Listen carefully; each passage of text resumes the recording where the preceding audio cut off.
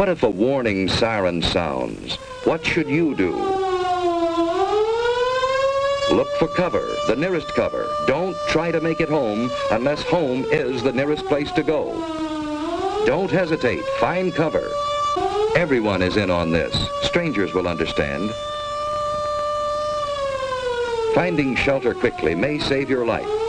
We have the national defenses to intercept an enemy, and we all form a team to help each other through emergencies. You are on that team. Doing a good job means simply following the rules in an alert or an attack, and waiting until all is clear again. In this early and troubled stage of the atomic age, our very lives may depend on always being alert.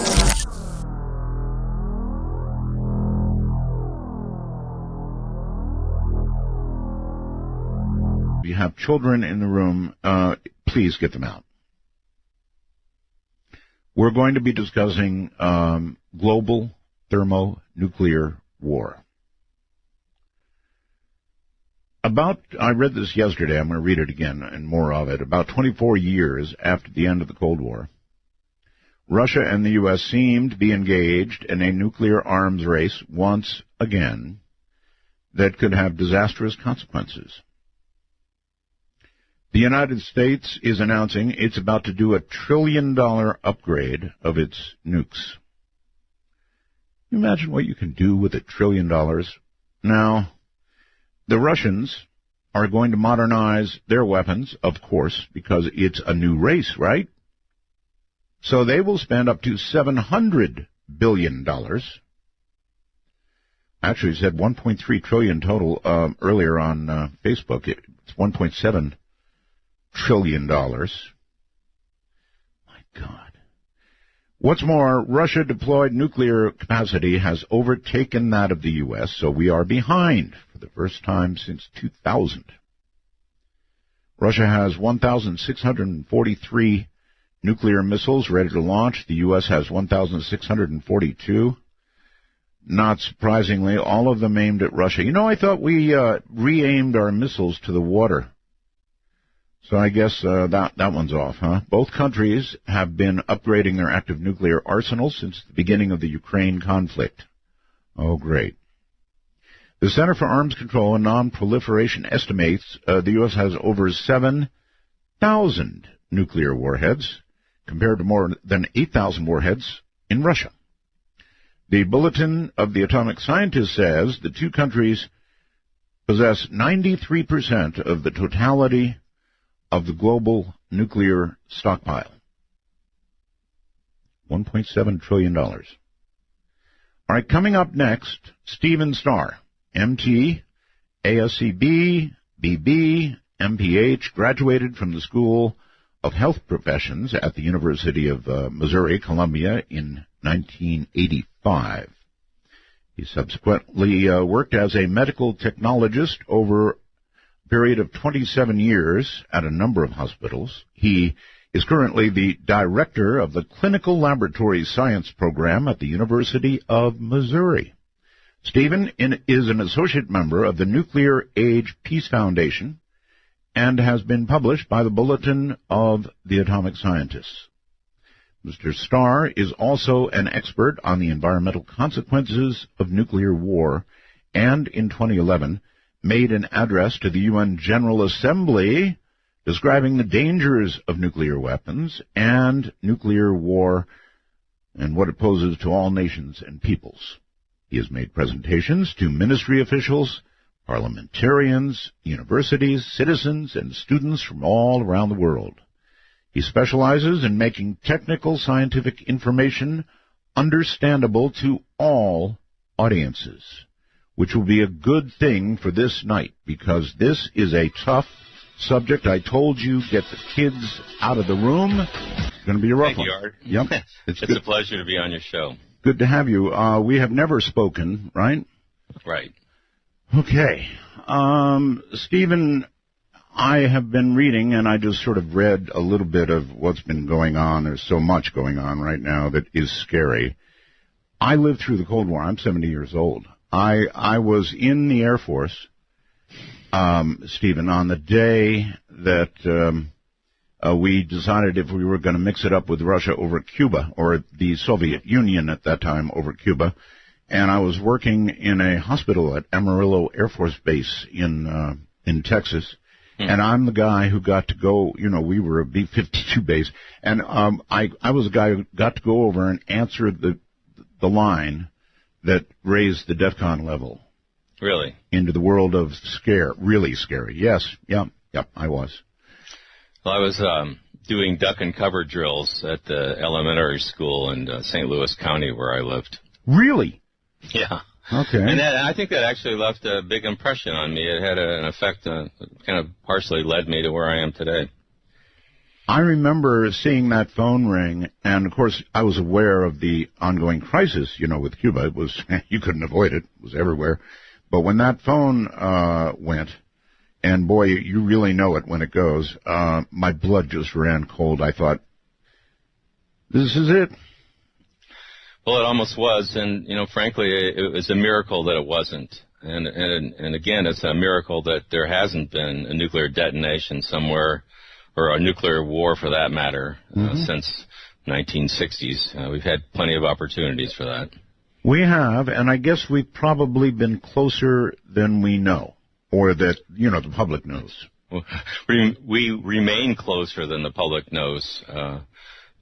There's still almost 2,000 launch-ready nuclear-armed ballistic missiles that the U.S. and Russia have that in the course of this conversation could be launched in only less than 2 minutes for them to be launched and to be on their way. And they would be here how quickly? If they're launched from a submarine off the coast of the U.S. or off of Russia, then it would take 9 to 10 minutes. Otherwise, from the Montana or the Ural Mountains, it takes about 30 minutes for them to make their flight. Mm-hmm. The Russians are saying they now have technology that would make it impossible for us to intercept their ICBM should a war begin. Do you believe them? Well, I don't want to test it. No.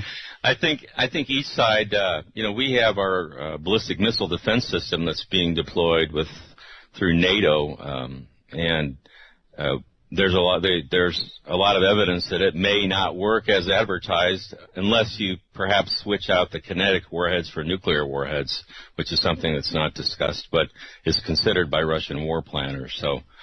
But all these things are really they're all being done in the process of ignoring the scientific predictions of the existential threat of nuclear war.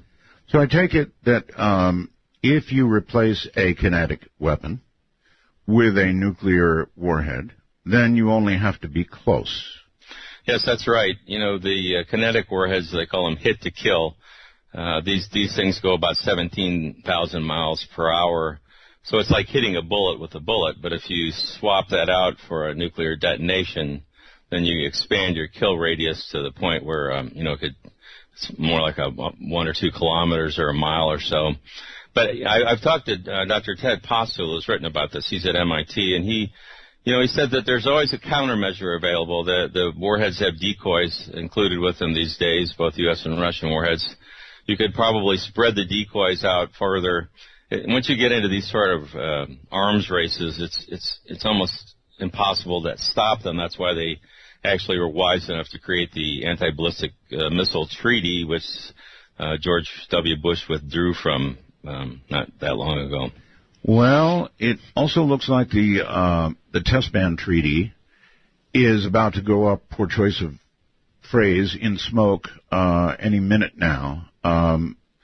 I guess the Russians are breaking it by testing some cruise missiles and nuclear-armed cruise missiles, and so I guess is it going to go away? Well, the thing is, there's a political spin that comes out on each side, the U.S. and Russian. And, there's technical details about all this that can be argued. But it's sort of like counting how many angels can sit on the head of a pin. You know, we get lost in these arguments about who has the most missiles and who has the most warheads. Yeah. In a sense, we treat nuclear weapons as we did conventional weapons, you know, but I think I have a class that I teach at the University of Missouri, and I ask my students about this, like, why do you think we got to the point where we had, something like 70,000 nuclear weapons in 1986. But we have studies that show that 300 strategic warheads, if you detonate those, they'll kill 75% of the people in the United States and Russia. So how could we manage to create, 70,000 warheads? It really was. They called it MAD, which made more sense than mutual assured destruction. But it was insane. But I think there's a failure to grasp the fact that grasp the essential nature of nuclear war and the existential threat that it poses to human beings. So actually, you're Professor Steven Starr, really, right? Yeah, I'm lucky enough to teach a class at the University of Missouri on nuclear weapons. It's one of the few classes there are in the United States, which is another problem. You know, after the Soviet Union collapsed, pretty much all nuclear education, what little there was, dropped out of our high schools and even colleges. So the students that come into my class don't even know the difference between an atomic bomb and a hydrogen bomb. I guess in some ways, Stephen, that's a bad thing, and in some ways, maybe it's a good thing, because if they're ever used en masse, well, I just don't think it's... Well, maybe I'm naive. Sometimes I feel like Mr. Smith goes to Washington kind of guy, but I honestly believe that if ordinary Americans, the non-technical audiences, had any idea that the nuclear arsenal that the U.S. and Russia has represent a self-destruct mechanism for the human race, that they wouldn't tolerate it. But we cannot get the leaders of our countries or any of the nuclear weapon states to publicly acknowledge or discuss this fact. And there's very precise scientific predictions and studies that have been made in the last 7 or 8 years that quantify this, that spell it out about how this would happen. But, well, before we even get deeply into this, we're about to spend $1 trillion here in the U.S. on upgrading our nuclear arsenal. Mm-hmm. $1 trillion. $1 trillion. Do you know how nice our interstates would be if we devoted even a little portion of $1 trillion to the interstates? My God. That's right. My kids went to an elementary school. It's supposed to be one of the best ones in Columbia. It's supposed to have good public schools in it. It was 100 years old. It didn't have air conditioning. They have to close it when it gets too hot. There's just there's a disconnect between the reality of what we're doing with our public school systems and our infrastructure and our health care, as opposed to the enormous military budgets that go out virtually, unattended every year. That's rubber stamped. Yeah. All right. Well, anyway, what is the exact extent of the current global nuclear arsenal? And by the way, Professor, you don't have any classified information that you could mistakenly give away here, do you? Oh, no. It's not necessary to have that. Actually, the transparency is not what it should be. It's the people that provide the numbers that I'll give you are experts, and they have contacts, but the governments don't really readily give this out anymore. It's getting harder and harder to get very accurate information. But historically, we know that right about now there's something between 15 and 16,000 intact nuclear weapons in the world in a global nuclear arsenal.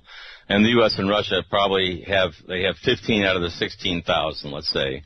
And you mentioned that 93% in your opening. That's about right. So that's why it's so important to focus on the U.S. and Russia, because first of all, the country that comes in next is France with 300. And so there's orders of, it's so many more times greater numbers that the U.S. and Russia have compared to anybody else. That's where you have to start. Now, if you look at what the weapons are, we each have, U.S. and Russia each have approximately 2,000 nuclear weapons that are deployed for immediate use. So a lot of them are kept in reserve. But 2,000 weapons each would be more than enough to wipe out the human race. Really? Yeah, and Of these, the U.S. and Russia each have about 1,000 strategic nuclear weapons. They call them launch-ready. They're ballistic missiles that are armed with nuclear warheads. They can be launched in 2 to 15 minutes. And once they're launched, they can't be recalled. And as you mentioned earlier, it takes 30 minutes to as little as 9 to 10 minutes for them to reach their targets. I had heard years ago that by mutual agreement, I was always in real doubt about this, but by mutual agreement, we had both retargeted all of our ICBMs into the water, into the ocean. Yes, that was a kind of a PR ploy that Clinton and Yeltsin had. Clinton repeated it quite a bit during one of his election campaigns. But the reality of nuclear targeting is that it takes about 10 seconds to retarget a warhead. All these missiles are hooked up to computers. It was a meaningless agreement. The only way to really change this is to stand down these weapons, make it first so that they can't be launched within a few minutes. And then, but better, let's dismantle them, take the warheads off the missiles. We have to start thinking of this as a problem for our species. Oh, I do. I think of it as a problem for our species. Well, the people in charge don't, I think. I think they're so caught up in the moment. The scientists have tried to discuss these studies they're called peer-reviewed studies. They're the best studies that can be done in science. They publish them, and they're criticized by all the best scientists in the world. And if they can't find anything wrong with it, then they go into a journal. And these have been out there for 7 or 8 years, and they predict that even what you would call a successful first strike. Let's say that the U.S. launched and destroyed every Russian strategic nuclear weapon, every nuclear weapon that could be launched against the United States. Right. Well, the environmental consequences of that successful first strike would cause everybody in the United States to starve to death, along with everybody else in the world. So it's a self-destruct mechanism for the human race.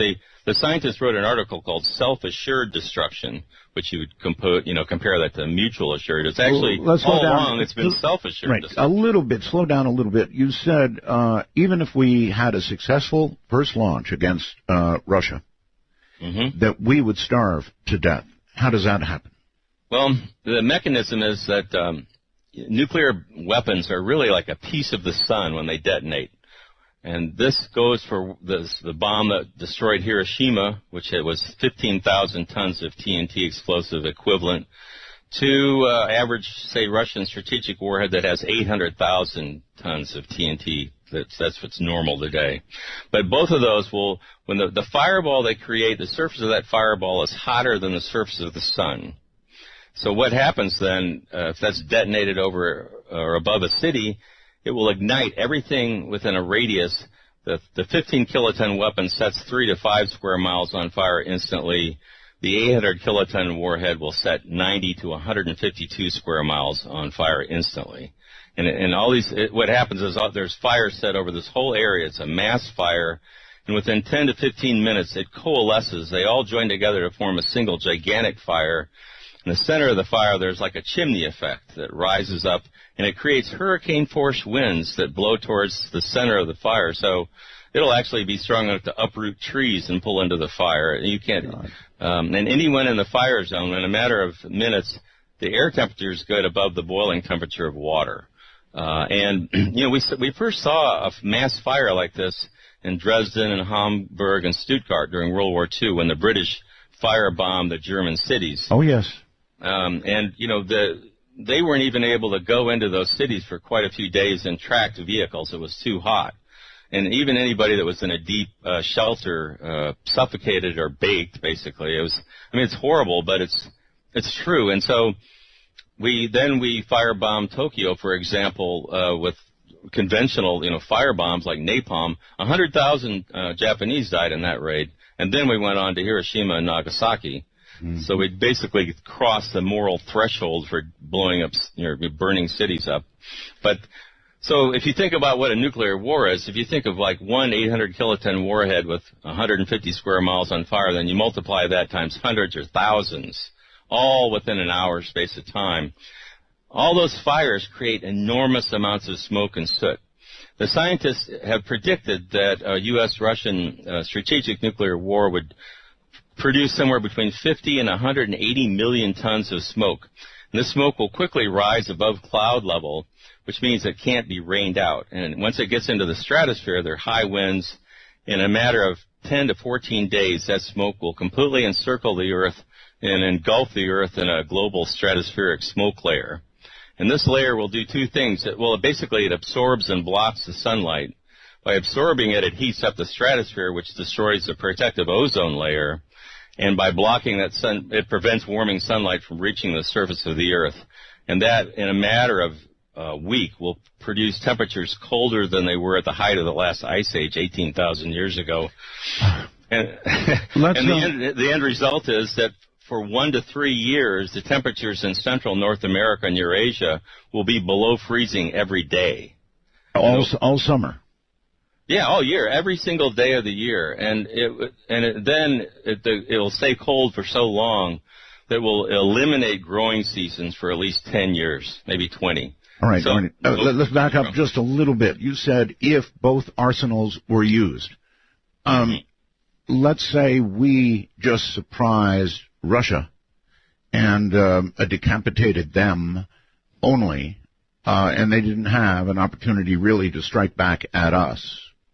What have you got then? Do we still have, because you were describing nuclear winter, right? Yes. And we would still have nuclear winter. There might be, let's just say there's 50 million tons of smoke instead of 180 million. Right. It doesn't matter. It's still going to be below freezing every day for at least a year, and there won't be any growing seasons for at least 10 years. Let's go back for a second. I hate to do this, but a little more education on the size of these things. The one dropped on Hiroshima and Nagasaki. What was it, little man, big boy? Let's see. It was Fat Man was Nagasaki, and that's right. Little Boy was Hiroshima. There you go. And the Hiroshima bomb is estimated. There's different estimates, but let's just say 15,000 tons of TNT explosive equivalent. They have to compare it to something, so they compare it to TNT. But a nuclear detonation is really different, fundamentally different than a high explosive chemical detonation, for a couple of reasons. The stellar temperatures it produces, literally a couple 100 million degrees centigrade at the instant of detonation at the center of the fireball. So in other words, that's actually not then a completely accurate description of the power of the weapon at all. Right. There's an article on my website by Professor Lynn Eden called City on Fire. She points out that the U.S. military has significantly underestimated the destructive capabilities of their own nuclear weapons because they don't really consider thermal effects or the effects of fire, which I was describing earlier. Yes. But you asked about the explosive power. So it's 15,000 tons of TNT, and when that's detonated, it will ignite fires simultaneously over an area of about 3 to 5 square miles. And that's opposed to the modern, they call them strategic nuclear weapons. These are the weapons that are possessed by the 5 recognized nuclear weapon states. But the smallest, I hate to use the word small, but the smallest yield of or explosive power of a strategic weapon is 100,000 tons of TNT. And the U.S. ICBMs usually have somewhere between 300,000 tons of TNT to 475,000 tons of TNT. The Russian ones are generally a little bit bigger. They're about 800,000 tons of TNT. Our bombers, our nuclear bombers can carry a nuclear gravity bomb, the B-83, that has 1.3 million tons of TNT explosive power. Excuse me? Yeah. Well, they call those megatons. The kilotons means 1,000 tons, so 15 kilotons, Hiroshima. After hydrogen bombs were invented in the early 1950s, it wasn't all that long before American bombers were carrying multi-megaton weapons around. That was, you probably remember, in the 60s, the 70s, the 80s, the average warhead size, is usually 2 or 3 million tons of TNT. And China still has, I think their warheads are believed to be about 3 million tons of TNT explosive power. They don't have a lot of missiles that can hit the U.S., but they have some. And they're just like every other nuclear weapon state, they're modernizing their arsenals. So, just a little bit of trivia, if there is such thing in this subject. I believe that we accidentally dropped 2 nuclear weapons on North Carolina. Mm-hmm. And there was an accident, a B-52. Yes. What the end result was, they back then they carried these multi-megaton gravity bombs, right. And a couple of them got loose and went down. They have what they call permissive action links. They're basically a safety device that are built into each weapon, at least the United States has, right. And they have to be triggered sequentially in order for the bomb to go off. There's usually like a series of, say, 6 or 7, and on one of the bombs, there was only 1 left. All the others had been triggered. So we would have had probably, we would have had millions of tons of explosive power going off there. The fallout would have gone all the way to New York City. It probably would have killed most of the people in North Carolina, I would guess. One more 5-volt little signal, and it would have been as you described. Right, and there's other accidents that we don't know about. Well, before we leave that one, what I heard was that they retrieved one of those weapons, mm-hmm. and one of them they didn't. There actually is one that is in the ocean off the coast, and I don't really find that very reassuring. No. If you know about World War I, they're still digging up artillery shells that they're corroded on the outside, but they're fine on the inside. Right. So I don't know, but I mean, there are nuclear bombs scattered around the bottom of the ocean. There have been some that have fallen off aircraft carriers off the coast of Japan that rolled off the deck. It's a hell of a mess, really. Yes. All right. So we have hydrogen bombs now, and these are the ones, for example, like the B-83, right? That would be a hydrogen bomb with mm-hmm. yields up to, 1.3 million tons? Yes. The design of nuclear weapons, so the difference between the atomic bomb, then they came up with a hydrogen bomb, and the first hydrogen bombs were enormous, and they stayed that way for a long time. In the 1980s and 90s, they actually started making them smaller in explosive power, but this was primarily because they were able to put them on the top of ballistic missiles, and they came up with the multiple independently targeted reentry vehicles. So you can put, say, 10 warheads on one missile. Right. And they're generally, the strategic weapons now range in the hundreds of thousands of tons of TNT explosive power, but some are over 1 million. And I really have no doubt that both the United States and Russia still have some multi-megaton weapons that they keep somewhere in case they need them. We still have 4,000 or 5,000 weapons that they call them scheduled for dismantlement. So they actually don't go into the totals that the United States puts out as far as how many weapons we have. They'll announce that we have 4,000 weapons, but then they don't mention that there's 4,000 that are still basically in the same condition they were a few years ago and maybe in the same place. So they schedule them for dismantlement. So I call that disarmament by semantics. Mm-hmm. So in a way, multiple warheads are just a way of doing more with less, sort of. If you want to get into the calculations, if you set off a number of smaller warheads over an area, you actually create more blast damage and just as big a thermal effects as one big warhead. Military planners tend to focus on blast. Mm-hmm. Which is because they want to, and so that's why a city like New York or, Washington, D.C. would be a good example. They might target it with, say, 40 warheads, where actually one of these 800 kiloton warheads would be more than enough to set the whole city and way beyond into the suburbs on fire. 100 and some odd miles, right?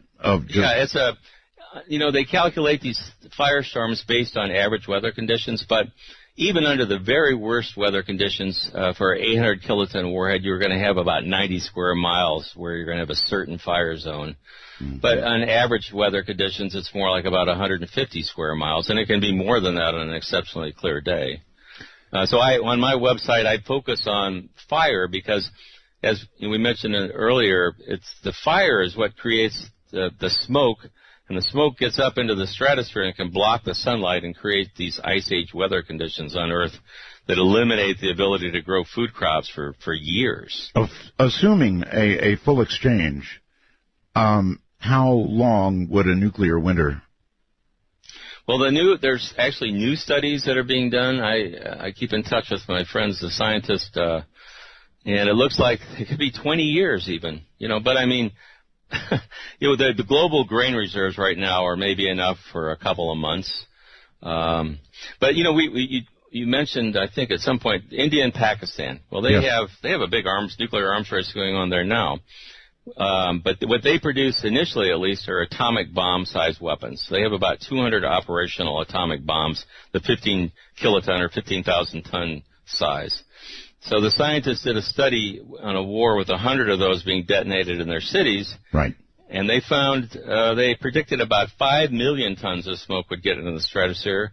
That would be enough to block about 10% of the sunlight from reaching the surface of the Earth for at least 3 or 4 years, maybe 7, and the smoke would stay up there for longer than 10. This would cause enough of a decrease in crop production that it would, it's predicted that up to 2 billion people would starve to death just from an India-Pakistan. Actually, India and Pakistan have been right up to the brink any number of times, right? That's right, yes, that's true. And they're not getting along all that well right now, from what I read. Well, it seems, Professor, we once lived in a world where MAD was, sort of the operational mutual assured destruction stopped everything from happening. Now, I wonder if nuclear war might be possible on a smaller scale. I know this is what they toy with, these ideas they toy with, these games, as it were, war games. Is it possible? Is a smaller nuclear exchange survivable? Well, it's not survivable if you happen to be in the target area. No, of course not. Of course not. But I would say that any war is possible. The fact that we have launch-ready nuclear weapons that can be launched even in the course of this conversation, it's been like that for years, so there's sort of a false sense of security.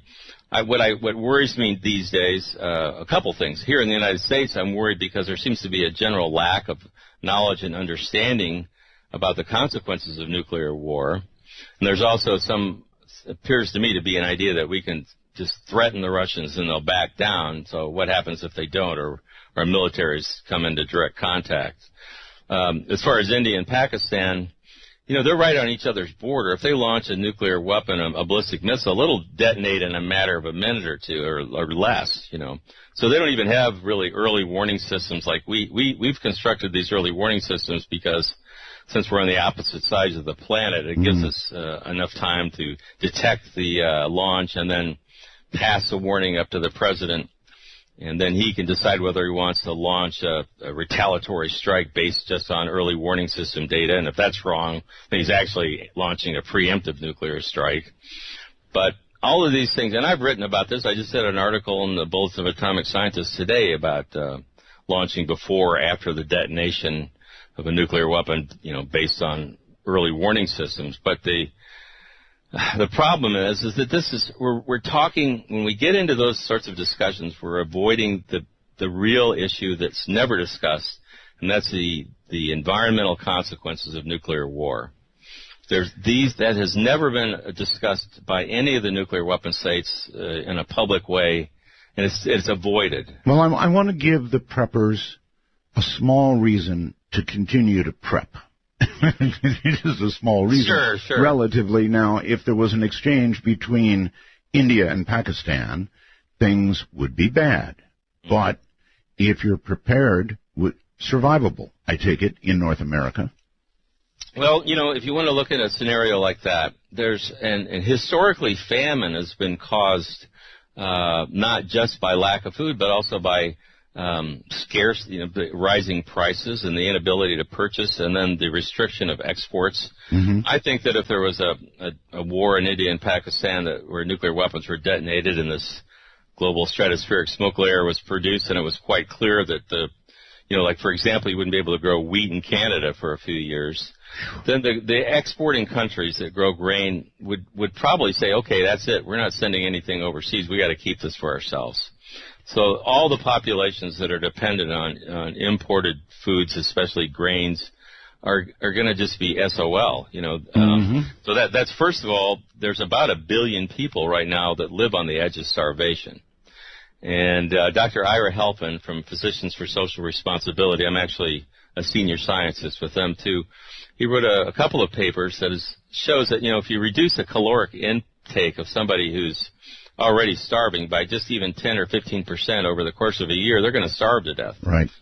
And we're looking at 10 to 20% reductions for sure in the rice and the corn crops in China and the United States, and even worse further north. So, I think, if you're a prepper, it kind of depends what you're preparing for.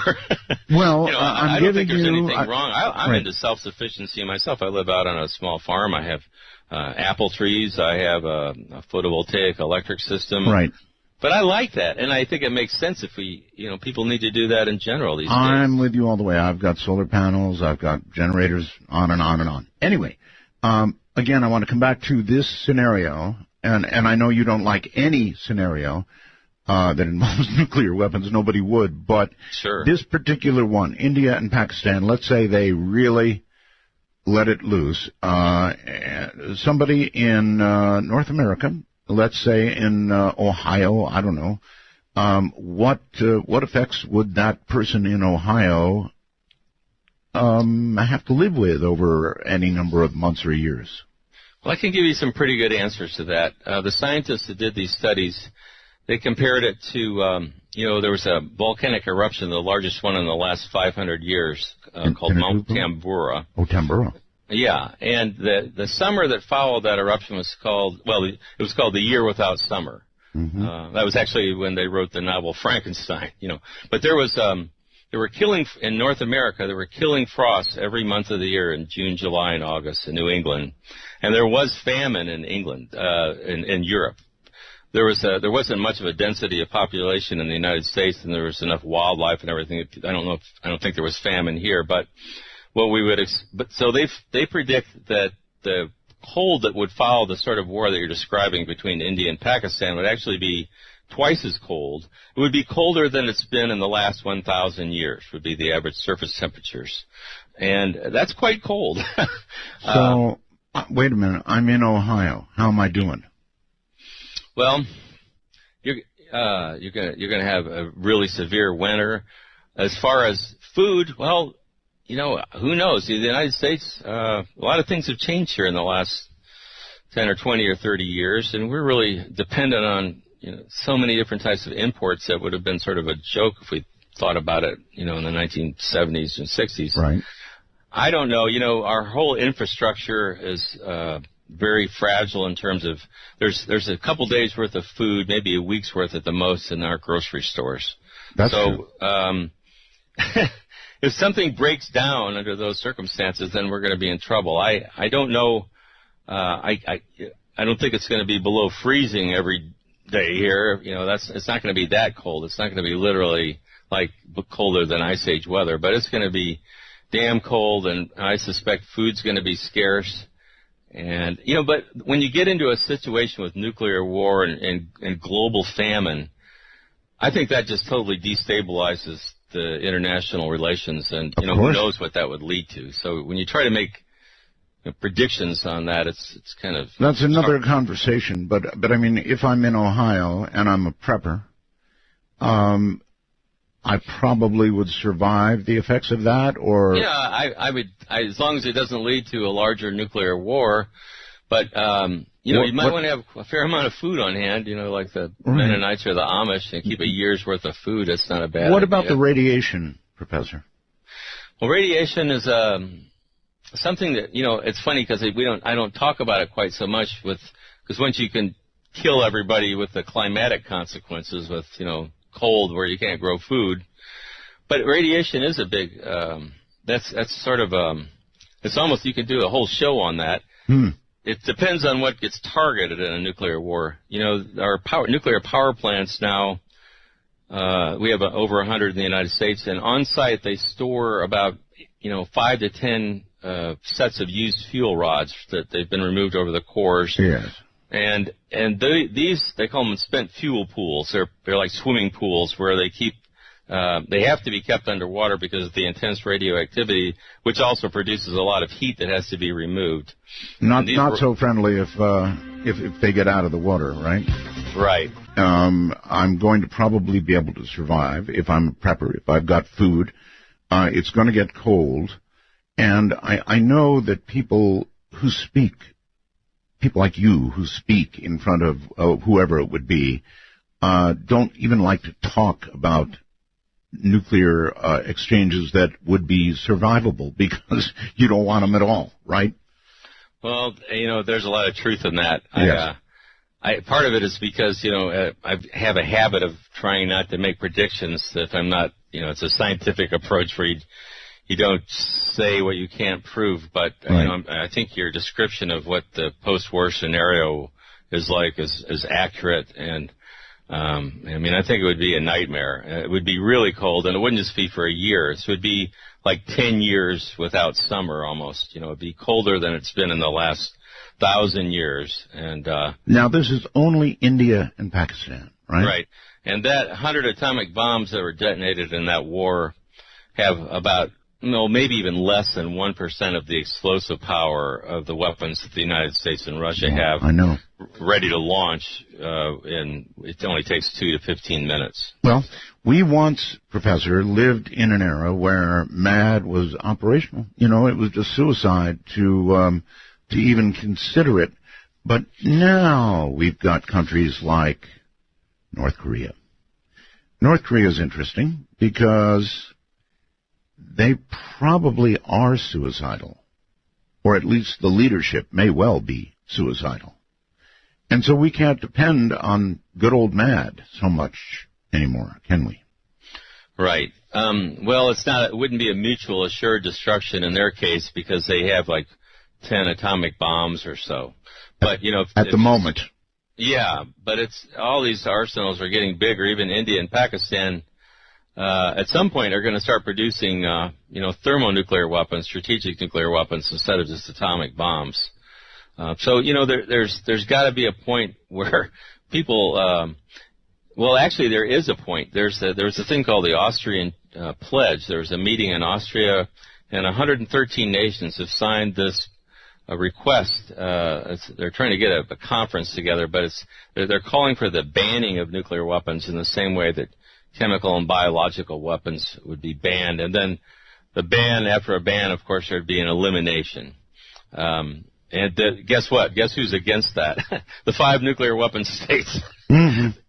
Of course. They say, oh, no, this is, we don't need that. This is disruptive of our process. We want to stick with the non-proliferation treaty, because that's doing just fine. But, it's been 50 years since that was signed, and it doesn't take, a rocket scientist to see that the nuclear weapon states are busy modernizing their arsenals, just as you mentioned, $1 trillion to build, we're rebuilding our entire nuclear weapons manufacturing complex in the United States is what's going to happen.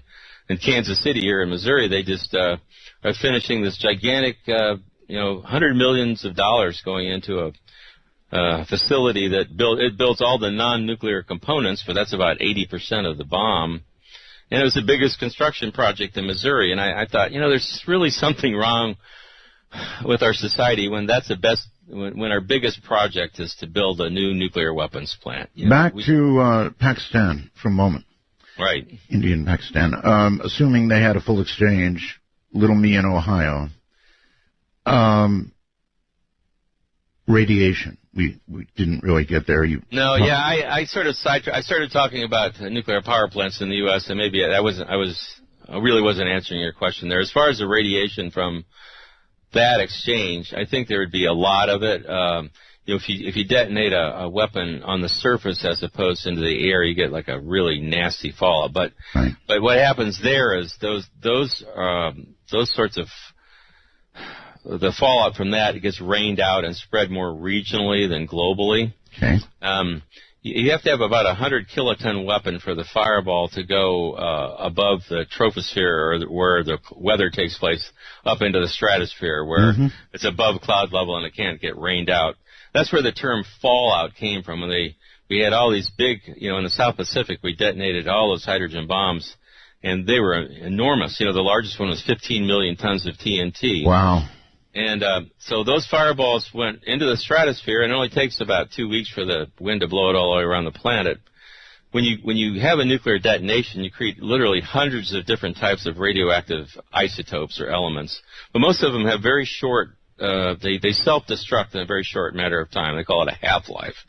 But there's some that don't, and those particularly, it's strontium-90, and that gets into your bones and your teeth. And cesium-137 that gets into your organ systems and tissues. Those have 30-year half-lives. And then, of course, there's uranium and plutonium. When you detonate, most of the bombs had plutonium pits, and even the very most efficient bomb doesn't have all the plutonium fission. It's a lot of it's blasted into microparticles. Is there any such thing as a clean bomb? No. Not, they all produce, and there's no such thing as a clean nuclear fission. Anytime you split an atom, you produce a lot of radioactive byproducts. And most of these, like the cesium-137 and strontium-90, haven't really existed during the entire time complex life has evolved and developed. And so it's new to us. And that's one of the things I think that's been ignored or almost suppressed. And they focus a lot on external doses of radiation, but very equally or even more important is if this stuff gets into the biosphere, these long-lived radioisotopes like cesium-137, and it gets into your foodstuffs, and then you eat it, and you ingest it or inhale it. Right. It can have it causes other diseases besides radiation, besides leukemia and cancer. I spent a year helping to translate a study that was done in Belarus, that was done after the Chernobyl nuclear power plant blew up. Oh, yes. And about 25% of Belarus was seriously contaminated, and the most predominant radioisotope is cesium-137. And it gets into everything. Like even the wood, when they burn firewood for heating and cooking, it turns their chimneys into like small nuclear reactors, And but the children there are really sick. Only less than 10% of the children in these contaminated areas are considered to be healthy. And the study that I got translated was done over a 9-year period. They examined 100,000 children, and they did thousands of human tissue samples done from autopsies of children and infants that had died in these areas. And they found that the cesium concentrates in the endocrine tissues as well as the heart, the pancreas, the spleen. And this led to all sorts of problems like heart attack, stroke, hypertension. They call it Chernobyl heart. It's something that these kids have that if they don't have an operation, they die. And so after the scientists made this presentation, he went home and he presented to the parliament in Belarus. He went home. The police came and kicked his door in. They arrested him. They went to his medical institute and destroyed all his archived slides and samples from 9 years' worth of research, and they put him in a prison camp for 6 years. So this information hasn't been made public. I presented it at the New York Academy of Medicine about a little over a year ago, and but if you go to the EPA website and you look at cesium-137, they say it's uniformly distributed in the body. Well, it's not true, but again, the nuclear industry has so much influence and power that they dispute all of this, of course, and they say the sort of doses that these children are exposed to pose no threat to human health. So there's a real fundamental argument going on here. But these are the health physicists that are trained by the nuclear industry. They have their own safety standards they develop. And these health physicists actually aren't doctors. They have no real training in medicine. But they dispute what the scientists and the doctors are saying. I see. Well, the recent nuclear accident in Japan, yes, I believe there was some 137 distributed to some fairly wide degree. Right. That was what my presentation at the New York Academy of Medicine was about, was the massive contamination of Japan with cesium-137. What are going to be the effects downline of that? Well, the nuclear industry will tell you none. They'll say, oh, there's nothing, no big deal, and they still have an area that's an exclusion zone. But they say, well, we're opening that up. They're trying to make it scrape off enough dirt so people can drive into these cities that they wash the roofs off on and pretend like it's safe. But I don't think we know. That's the worst thing about all this, all the atmospheric weapons tests. We detonated 100 atomic bombs in the deserts of New Mexico. And I honestly think that's the largest environmental disaster in American history. They kept all the fallout secret from people. They didn't even know what was happening. But so all of the combination of that has raised the amounts of ionizing radiation to much higher than, there really wasn't background levels until we started detonating nuclear weapons. And we don't know what the long-term genetic consequences of this stuff is. Okay. And I think that it could lead to all sorts of genetic diseases that, maybe are just starting to appear now. Sure. I get computer messages as we do the program. Mark asks, could you please ask about the effects and even explain, if you can, a neutron bomb, a neutron weapon? Sure. Well, it's designed, neutrons are atomic particles that are found in the nucleus of the atom. And when atoms break apart or fission in a nuclear chain reaction, neutrons are, sprayed out. So they have a weapon that's designed to sort of minimize the blast and maximize the radiation effects of neutrons. So it kills the people, but it doesn't destroy as much of the property as it would otherwise. But it's it's certainly it's a weapon of mass destruction and a genocide, really. So. Well, I guess in a war that would be a big potential goal, wouldn't it? I mean, you want to destroy your enemy, but you want the physical assets if possible. Yeah, traditionally that's what war is all about. You want to conquer the other country and take advantage of their wealth and their people. But that's a problem with nuclear war. Besides the fact that we'll all starve to death afterwards, the contamination and destruction from these weapons goes, beyond time and space. We're talking, it transcends. It'll last for centuries or millennia, and they really are. They're not precise weapons. If you look at the weapons that NATO has, for example, you were mentioning those in your introduction. I think yes. The B-61 bomb that the U.S. it's actually a new nuclear weapon that we're creating. It has they call it dial yield, a variable yield, where it goes from 300 tons or 0.3 kilotons of TNT up to 50,000 tons. There's different mods or models. There's some that actually go up to 170,000 tons. Wow. So, but these weapons, they're guided weapons, and so they can be used very precisely, but it makes them more what they would call usable. And so, therefore, it makes it more likely that they will be used. There's this whole psyche of, well, we have to have a credible threat. And in order to make our threat believable, we have to have weapons that it looks like we would use them. But, we're backing ourselves into a corner where someday, what happens if we do have to use them? Then you actually start a nuclear war. And if you're fighting with somebody that has nuclear weapons like Russia, they have plenty of, weapons like that, battlefield weapons they call them, or tactical, and they can respond in kind. And all the war games that were ever done with NATO, for example, during the Cold War, once they crossed, they called it the nuclear fire break. Once they went from using conventional high explosive weapons to nuclear, it was only a matter of time before it escalated into just a complete nuclear war, a holocaust. So I wonder if our leaders know that. Yes, how quickly do you feel that threshold would be?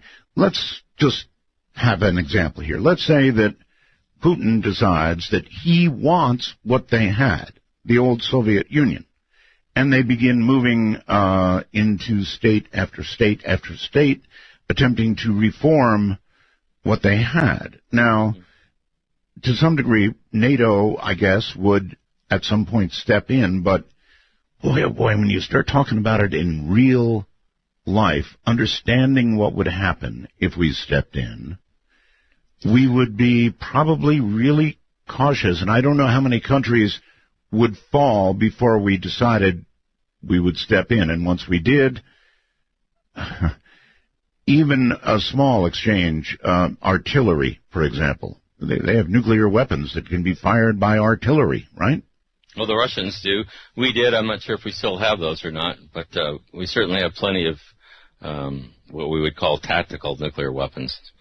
You don't even have to get to a situation where you're imagining that Russia would invade. The U.S. has moved something like 700 tanks. We're in the process of moving enough to arm a mechanized division to the Poland and the Baltic states. That's right. What if Russia was doing that to the United States? What if they were moving a mechanized division to Mexico? How would we react? Putin's under a lot of pressure to react to these sorts of things. Mm-hmm. If you remember their Victory Day parade that they had, the 70th anniversary of them defeating the Nazis in World War II, and the Western leaders and Obama decided not to go to Moscow, right? But at the same time, what was going on was in Estonia, NATO was having a war game with something like 15,000 troops and planes and tanks from 9 member states, which is 150 miles away from Russia's second largest city, St. Petersburg, right, which was called Leningrad in World War II, where they had 800,000 people die when the Nazis surrounded it. The Russians had 27 million people that died in World War II. We had 414,000 or something like that. So it's a big deal. When you start doing stuff on their border, I worry that when we pile up these forces, even in the Cold War, American forces were, the closest they were to Russia were in West Germany. They were never on the Russian border. So we're actually in a more dangerous situation now than we were then, in my opinion, in terms what of I military. thought too. I think the same. In a way, it's much more dangerous than it was then. Right. And then you throw in all of these other unknowns, like the Koreas. I'm not so sure about what's going to happen in the Middle East, but probably nothing good. So it could begin in all kinds of places. Let's go to Korea, because they seem, right now anyway, the craziest. That leader over there, that little guy, is likely to decide that, okay, suicide it is. And so we launch. And I'm sure the first to go would be Seoul. Seoul is so close to the border. There's a lot of scenarios there. I've read some different scenarios where I think North Korea has so much artillery that's in range of Seoul that they could actually almost destroy the city without a nuclear weapon, and they could reserve their nuclear weapons for the harbors, for example, to prevent troops from coming in. Good point. There's a lot of, but I don't. The thing that differs about when you talk about North Korea, it would be a nightmare. There might be as many people killed in that as there might be 10 or 20 or 50 million people killed in a nuclear war with that. But it's still, I don't think you have to have the 100 detonations that we talked about in India and Pakistan, before you create this global smoke layer. Mm-hmm.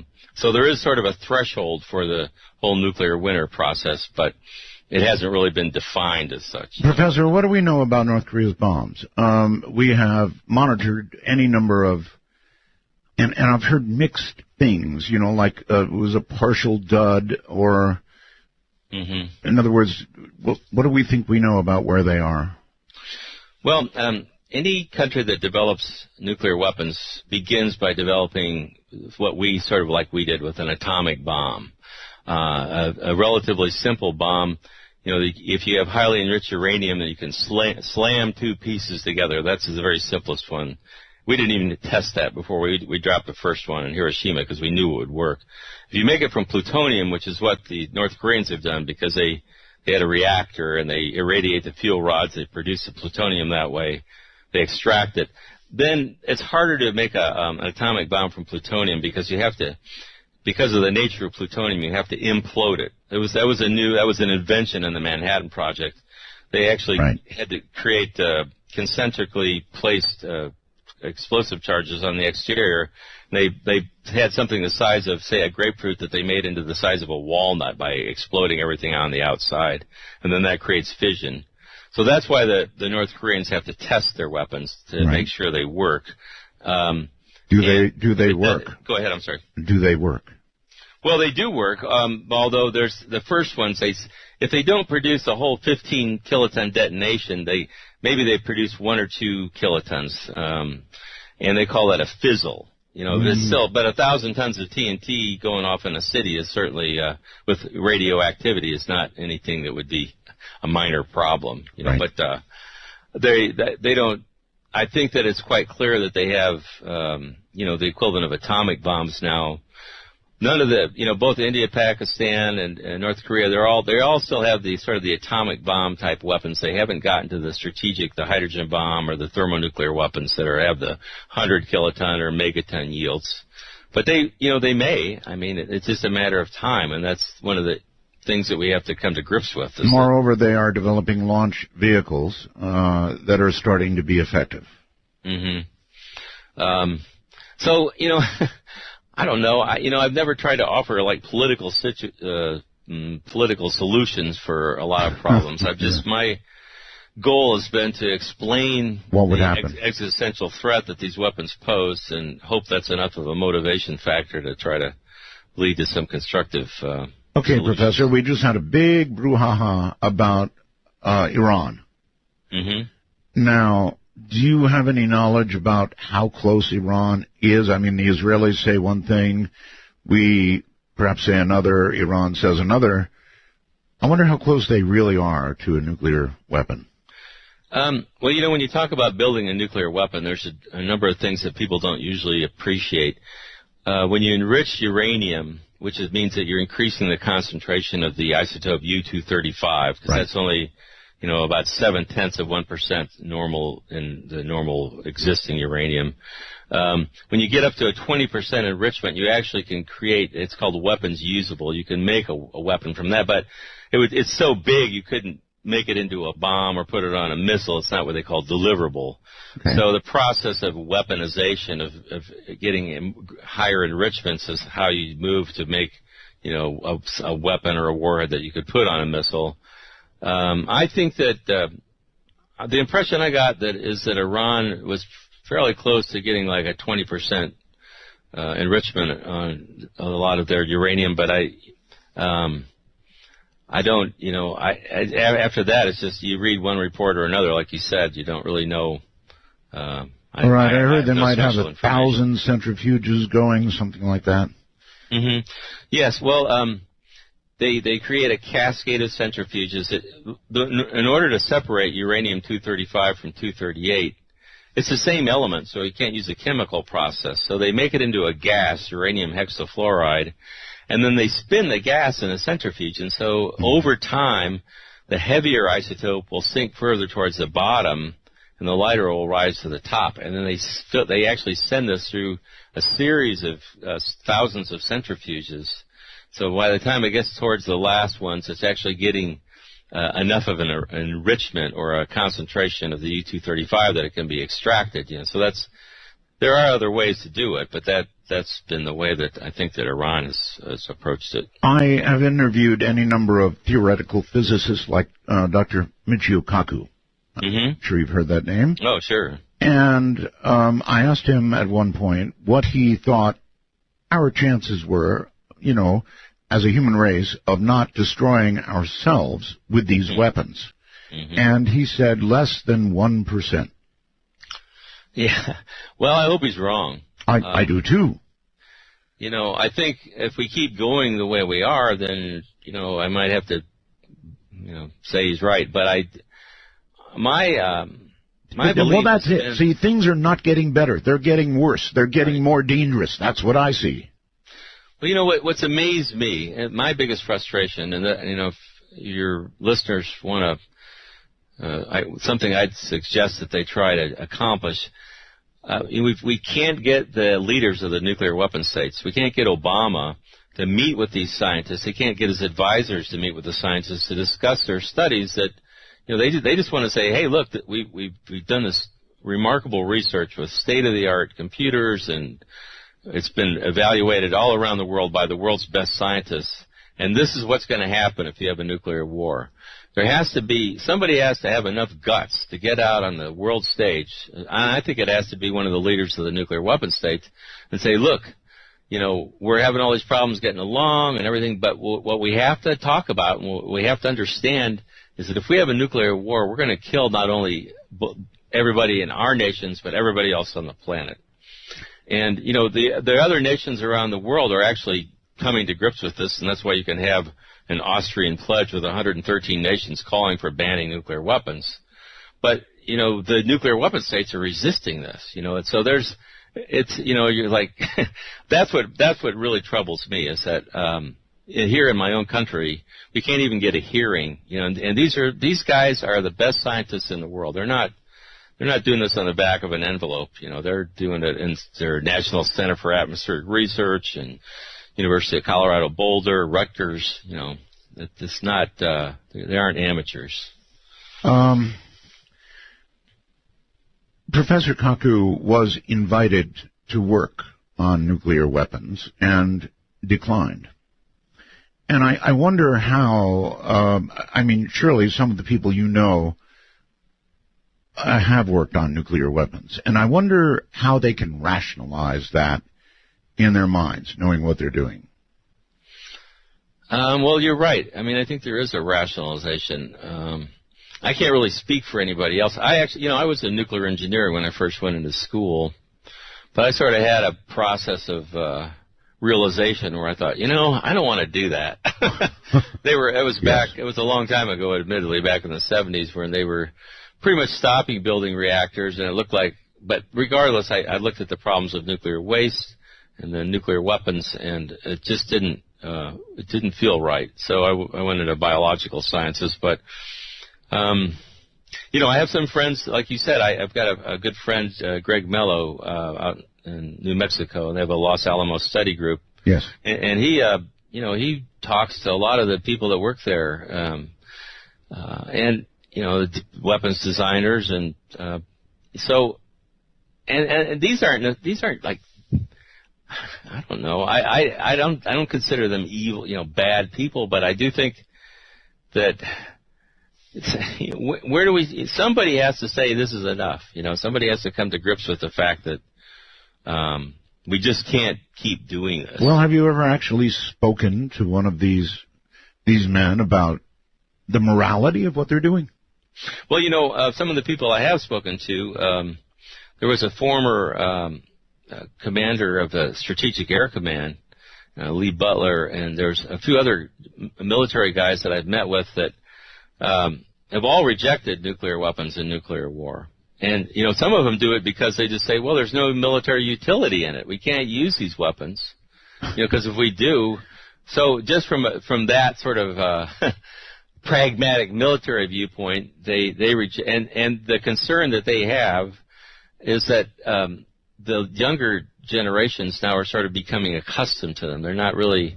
And when you think about it, too, Professor, rational nations. Mm-hmm. But not. Right. Well, I'm really referring. My concern is with the U.S. and Russian strategic arsenals, because they've got 15 out of the 16,000 weapons on the planet, and it might. Who knows?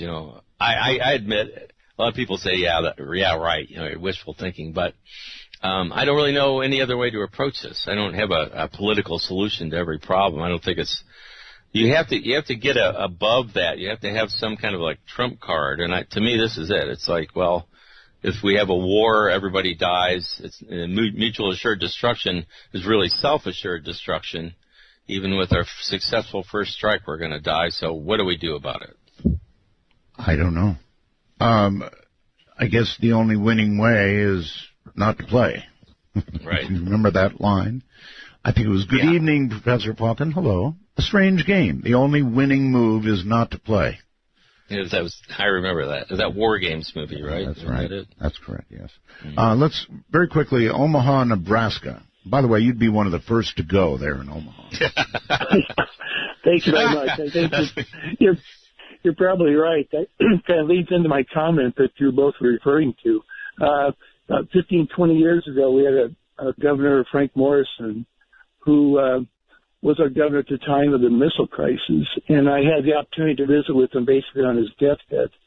And we talked and visited about a lot of things, and I asked him, what's some of the most noteworthy or some scary things that happened that you recall as a governor? And he related that he came within 1 day of completely quarantining the state during that missile crisis. Really? And anyway, it's documented. I mean, I've seen.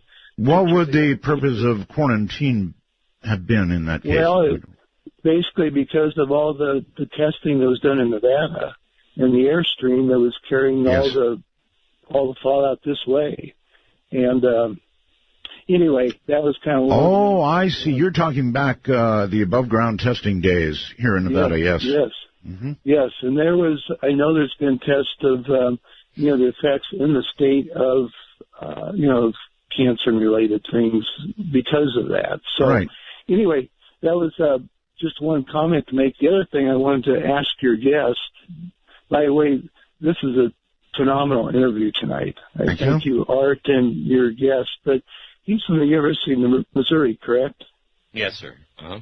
Anyway, I'm curious if you know of a Nebraskan that used to teach down there by the name of John Neihart. He was in the English department. He's noted for the book Black Elk Speak. Well, I know exactly who you're talking about. I never had the privilege of meeting him, but I've actually listened to some of his recorded lectures. Yeah, he recorded the vision of Black Elk, and but those are two of the most peace-loving, peace-seeking men that I knew. And this with the supreme care of the earth and stuff. But just one last thing. Yes. I think the Pope's comments recently could be, you made reference in one of the talks so often to, we need to enter into conversation.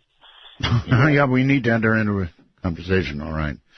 Again, I think that's a good point about the Pope.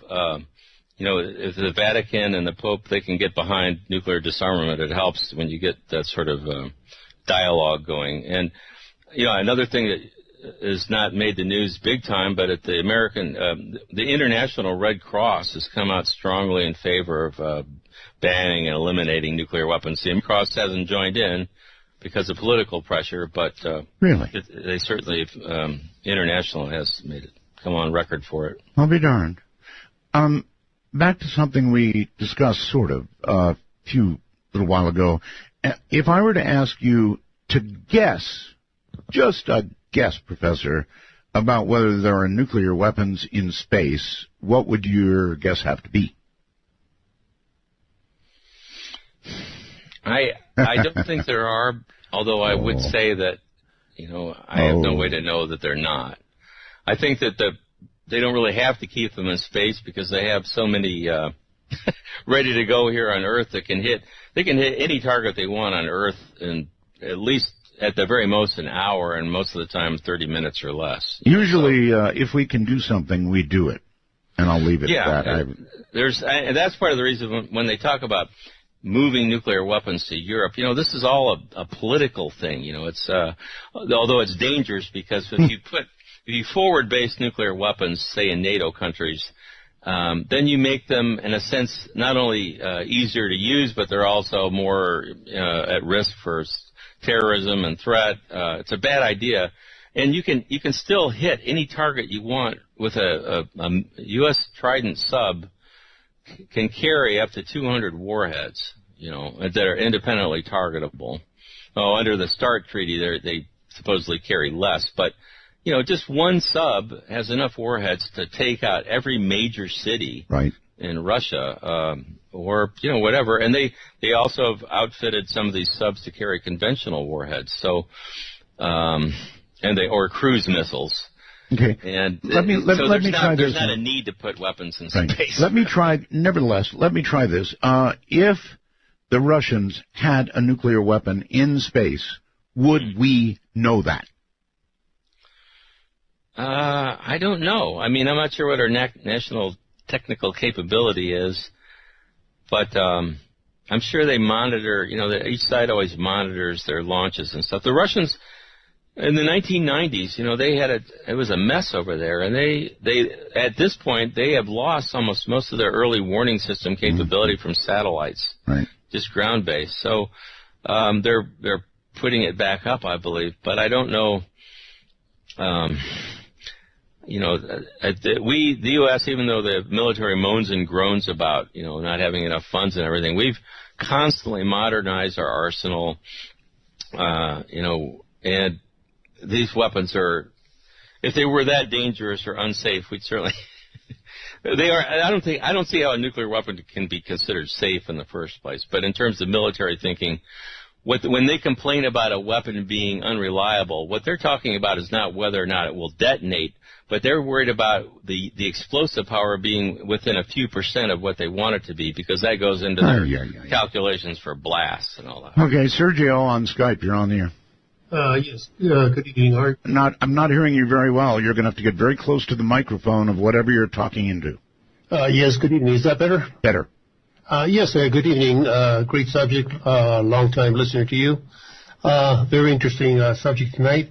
I just want to ask your guest, isn't it true that both Russia and the United States both have the, in Russia it's called dead end, which is the automatic retaliatory system.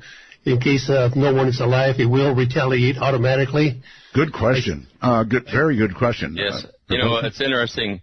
I knew one of the guys, his name was Colonel Valery Yerinich. I wrote an article with him and worked together with him. He actually helped design that. It went into operation around 1985, and Valery passed away a couple of years ago, but he had told me that as far as he knew, it was still in operation. It's called Perimeter, or the Dead Hand is a nickname. It's called the Dead Hand, which, as your caller suggests, it's designed in the event that there's a decapitating first strike. There's a surprise attack that kills everybody in Moscow and prevents them from issuing a launch order. There's a command module that's about 60 miles away from Moscow that there's a couple of guys or officers that sit there, and Colonel Yerinich wrote about this in his book. He said there's a couple criteria that has to be done. There has to be an early warning from the National Command Authority that an attack is imminent. Then there has to be a complete loss of communication, and they have a lot of redundant. They have radio, they have satellite, they have fiber optic, all sorts of. They've never ever, he told me, in the history of their strategic rocket forces, lost communication with this. But so they would lose communication, and then almost simultaneously they have nuclear detonation detectors that are optic and seismic and radiological. And if all these criteria are met in a very precise time frame that corresponds with the warning of attack, then they launch. They're called emergency communication rockets. And these rockets, after they take off, they broadcast a signal that overrides all human interference. It just automatically launches any surviving nuclear forces. Gee, good thing nothing can go wrong with that. Yeah. Well, I never found it very reassuring. From a military standpoint, they said, well, this is good because it prevents us from launching on warning on just electronic signals if it's a false warning of attack. Mm-hmm. But, I always wondered what would happen if something went wrong with one of the rockets. Just the fact that means that there has to be radio signals or frequencies that can be broadcast that can launch nuclear weapons. That I don't find that reassuring. Nor do I. On my first-time caller line, you are on the air. Hi, good evening. Art, this is Howard in Virginia. How are you? I'm fine, Howard. Thank you. KI4LWA, and I've listened to you for over 10 years, and the reason I know is I just renewed my ham radio license, so I entirely blame my joy in the hobby on you, because you always spoke of it, and that's what got me in the hobby. Well, thank you. Quick question that you can answer when you get a second is if you're where you hang out on HF if you do these days. I'd love to make a contact sometime. Well, if 10 meters ever comes back, I'll be there. Do you have a question for my guest? Yes, sir, I do. Hey, good evening, Stephen. Love the conversation, Art. It's one of those that's just so deep it's hard to know where to start swimming. But I guess what came to I got a quick comment, a question and a comment. My question, Stephen, is with all I just think the Middle East is still probably the place this stuff might happen, but with the portable suitcase nukes, different things like that. If you think there's ever been a detonation that we haven't heard about, the tactical nukes, all that stuff is probably over in that theater. And how many of those you think are out there rolling around and possibly could go off? And then my hope is, Art, for the world is that maybe if we can last a few more years, that the particle beam weapons, and that's what I think might be in space, honestly, is like that video of the space shuttle when that thing shot up and yes. It was too. So I'm hoping that our technology will make these things obsolete someday. But that's it. Thanks so much. I love your show, and I'm glad you're back. Thank you very much. All right, so do you think there's ever been a detonation, kind of a hard question, that we've not detected? Well, there was what came to mind was when it's believed that South Africa had developed nuclear weapons. Oh, yes. And they tested them over, I guess, in the Atlantic with the help of Israel. And, the only way to detect something like that was with a satellite, and because people aren't going to see that. I guess your guest may be referring more to a detonation that took place that, there would be visible destruction. Mm-hmm. I'm getting pretty cynical about almost all the news and things that we hear now, because I honestly think we get so much propaganda that's rather than facts. Agree. And a lot of the facts are being omitted. But, there's a lot of technical capability out there to register radioactivity. And that even goes along with, say, trying to clandestinely manufacture nuclear weapons. It's amazing what they can detect in the atmosphere of radionuclides if somebody's got sensitive equipment. So I've always thought that, there's enough, even though a lot of these scientists are linked to the government might tell them don't release any information. There's still people that have equipment that monitor that. I honestly think if there was a nuclear detonation, you would be able to detect it from atmospheric radiation as well as the site, Okay. That enormous explosion they just had in Tianjin in China. Right. That was like between 5 and 10 kilotons from what I can see with this blast calculation. Really? Enormous. But I don't think it was nuclear because I think there would have been enough fallout from that it just you can't hide that. There's always, if you produce ionizing radiation in nuclear detonation, you can't hide it. Okay, suitcase nukes. Well, the suitcase nukes, they're real? I've studied that. They did exist. They were manufactured.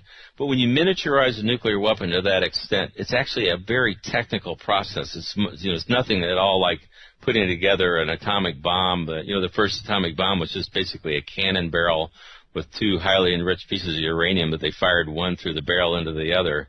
But when you try to miniaturize a nuclear weapon, it's very complex. And the experts that I've read about said that over time they degrade, and it would be the first reports I read about that were in the late 90s. I think it was Alexander Lebed. It was a Russian guy that announced this, but even if it was true that they weren't able to keep track of them, my opinion is if anybody really got their hands on one of those, they probably would have used it. I think if a terrorist organization or somebody gets a nuclear weapon, they're not going to just sit around and say, well, let's wait until a really good time. They're going to shoot that thing off. How many do you think were made? I think the Russians said that they'd made something like 90 or 100. Lebed said that they could only find 50 or 60 of them. So, who the hell knows? But, there's a lot of things that are even, to me, are scarier.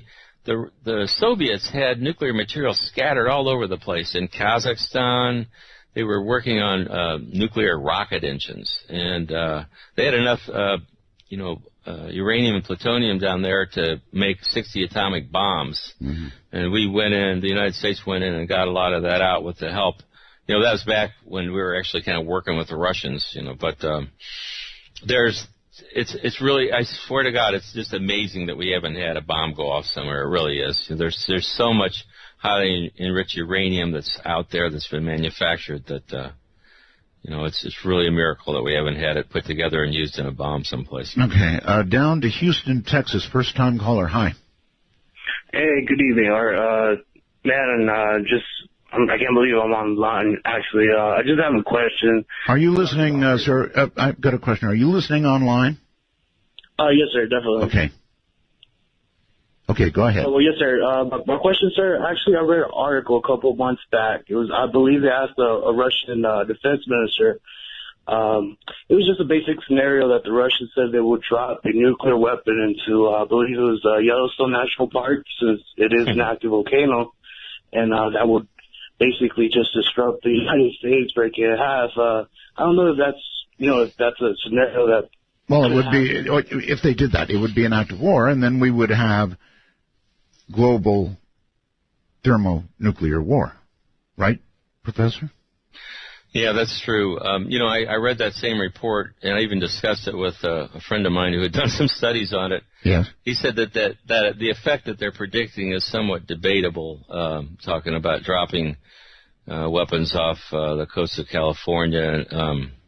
But there's... what scared me about that is just that there's military guys on each side. We have, extremists in all the nations, and the Russians have ultra-nationalists they'd like to start a war right now. We have people like that in the U.S. too, but, I worry that, Putin may be pictured as like a really bad guy, but there's honestly a lot worse. We could wind up with somebody a lot worse than him if we're not careful, so.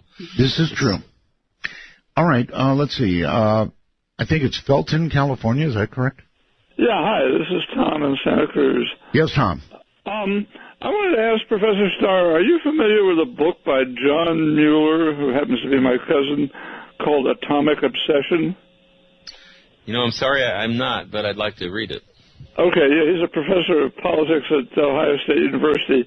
He argues, or at least he tries to reassure us, that the states so far and the future ones, such as maybe Iran, who may be getting nuclear weapons, will soon find out that, like the military people you mentioned earlier, that there's really nothing you can really accomplish with them if you actually...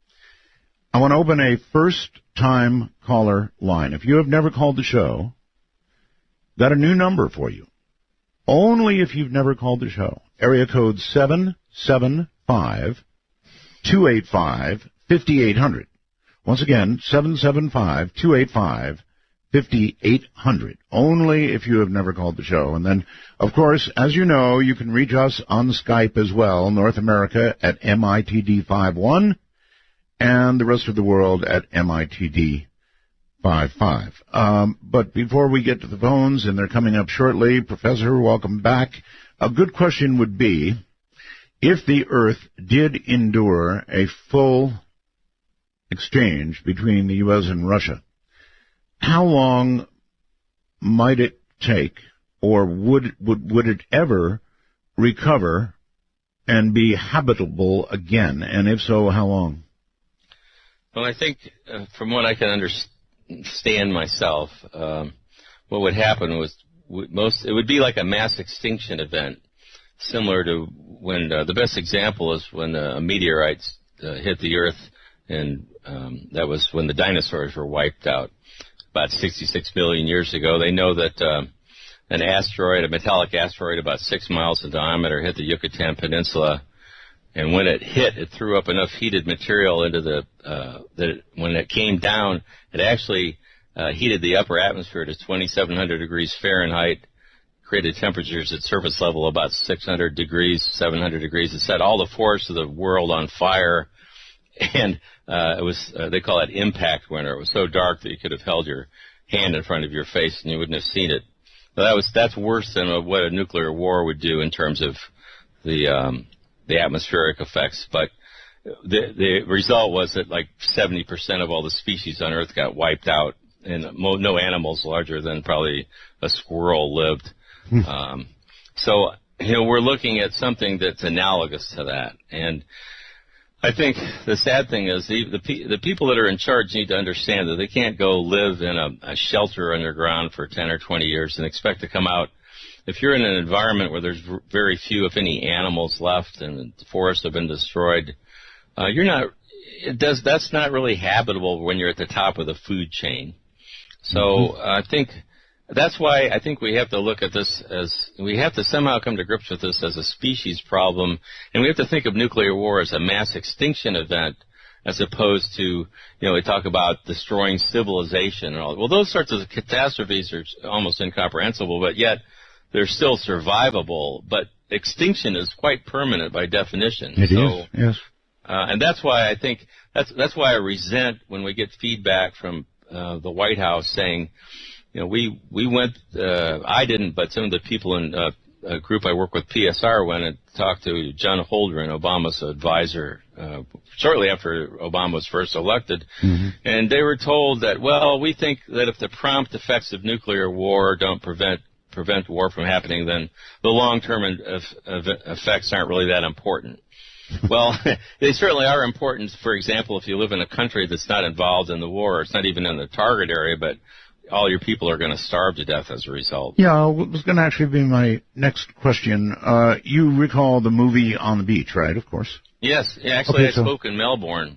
Really? On Hiroshima Day, and that they had me. Somebody came up and talked to me about that. Yeah, so I always wondered, was it realistic in that the southern hemisphere would not be extinguished immediately? However, the eventual effects would get them, and essentially that movie was within the realm of accurate, or what? That movie focused on radioactivity, basically. Right. That's right. And if we have a war where they bomb all the nuclear power plants and put immense amounts of this long-lived radioactive, ionizing radiation into the atmosphere, and God only knows what that. I mean, that to me is almost unthinkable. But what we're talking about really with the studies that we talk about with the smoke and the blocking the light and the cold, that there would be a lesser degree of light being blocked in the southern hemisphere, but they predict like 35 to 40%. But still, there's going to be such a global cooling effect that for all practical purposes it won't matter. It might not be quite as dark and not quite as cold, but you still won't be able to grow any food. And, I asked one of the scientists about this, and they said, well, there may be some people at the equator that might survive. But, I have an article in the Federation of American Scientists that's going to be published this month called Nuclear War, Nuclear Winter, and Human Extinction. And the point I try to make is that I don't think it's worth getting into an academic debate about whether or not all the people would be killed, but just the fact that there's a good chance that they would be, to me, is enough. That should be a fairly powerful, enough of a motivation to at least publicly acknowledge and discuss this. The nuclear weapon states won't do it. They won't. None of their leaders will come out and talk about any of this stuff. They just want to talk about the deterrent, and nuclear war deters. But in order to have deterrence, but all sides have to remain rational. They have to fear death. That doesn't seem like it's going to be the case forever. That is our modern problem. We have ISIS, which, by the way, is in the midst of trying to get hold of a nuclear weapon. Mm-hmm. We have North Korea. They both seem like very, by our standards, completely irrational groups that want to bring on Armageddon.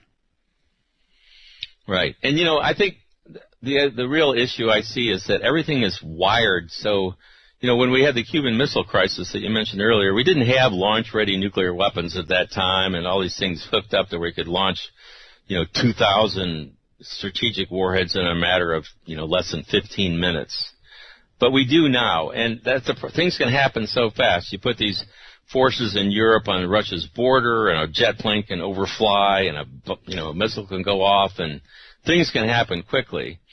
And, both the U.S. and Russia have operated in what they call the counterforce military doctrine for decades. And what that does is it tasks the military to destroy the other side. In the event of war, the military's mission is to destroy the other side's nuclear forces before they can be used to destroy you.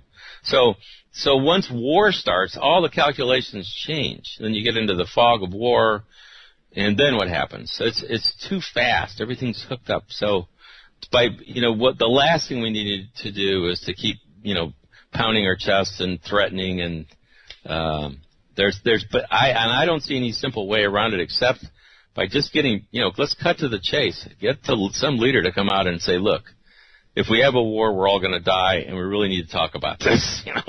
and explain it in a way so that yes, but that's the rational approach, and it would work with rational nations. Mm-hmm. But not right. Well, I'm really referring.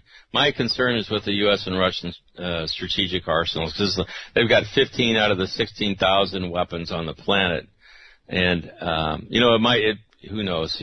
I admit a lot of people say, yeah, right.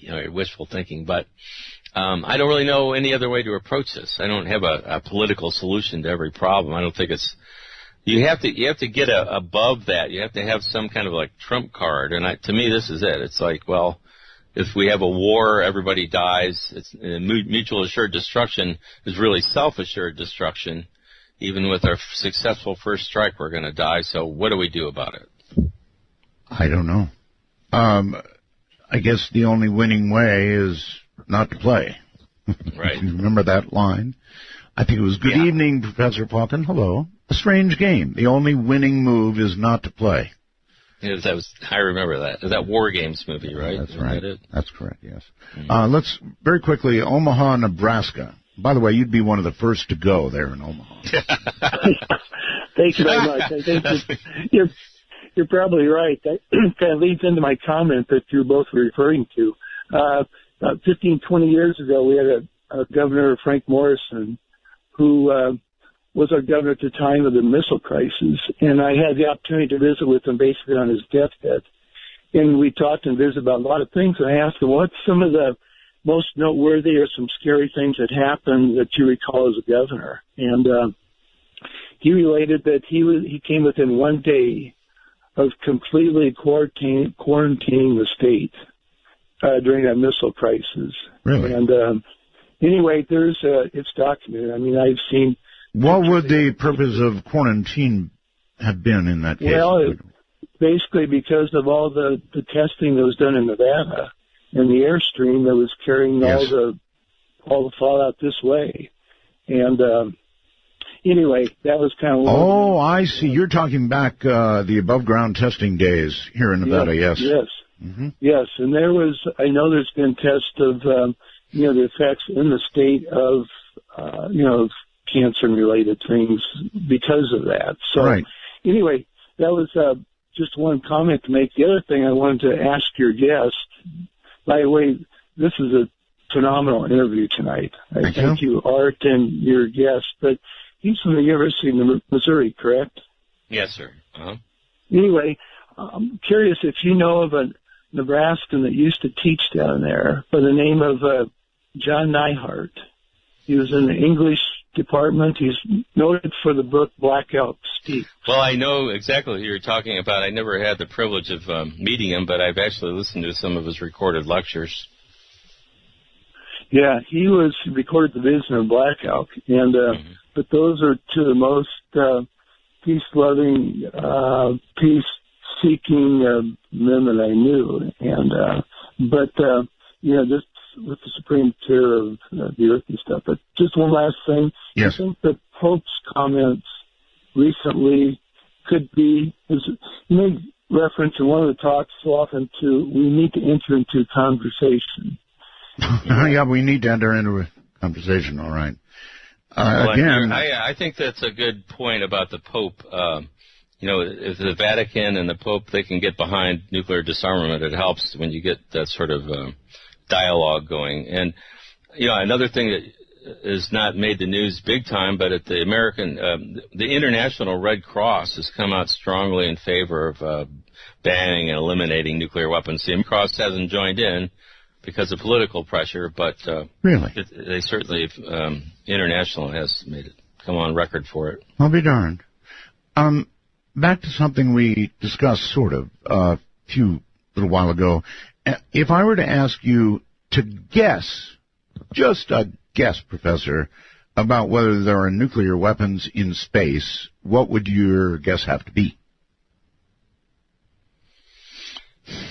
I don't think there are, although I would say that, I have no way to know that they're not. I think that they don't really have to keep them in space because they have so many ready to go here on Earth that they can hit any target they want on Earth in at least at the very most an hour, and most of the time 30 minutes or less. Usually, if we can do something, we do it. And I'll leave it at that. And that's part of the reason when they talk about moving nuclear weapons to Europe, this is all a political thing. It's although it's dangerous, because if you forward-base nuclear weapons, say in NATO countries, then you make them, in a sense, not only easier to use, but they're also more at risk for terrorism and threat. It's a bad idea. And you can still hit any target you want with a U.S. Trident sub can carry up to 200 warheads, that are independently targetable. Oh, under the START treaty, they supposedly carry less, but just one sub has enough warheads to take out every major city in Russia, or whatever. And they also have outfitted some of these subs to carry conventional warheads. So, or cruise missiles. Okay. And let me try this. There's not a need to put weapons in space. Let me try this. If the Russians had a nuclear weapon in space, would we know that? I don't know. I mean, I'm not sure what our national technical capability is, but I'm sure they monitor, each side always monitors their launches and stuff. The Russians, in the 1990s, it was a mess over there, and they at this point, they have lost almost most of their early warning system capability from satellites, just ground-based. So they're putting it back up, I believe, but I don't know.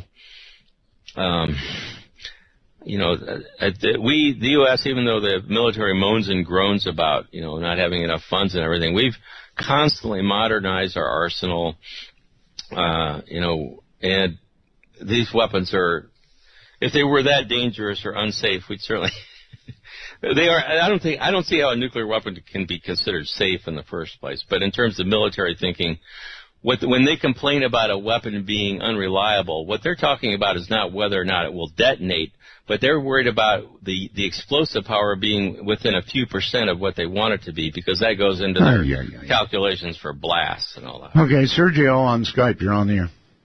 Yes. Good evening, Art. I'm not hearing you very well. You're going to have to get very close to the microphone of whatever you're talking into. Yes, good evening. Is that better? Better. Yes, good evening. Great subject. Long-time listener to you. Very interesting subject tonight. I just want to ask your guest, isn't it true that both Russia and the United States both have the, what in Russia is called dead end, which is the automatic retaliatory system? In case no one is alive, it will retaliate automatically. Good question.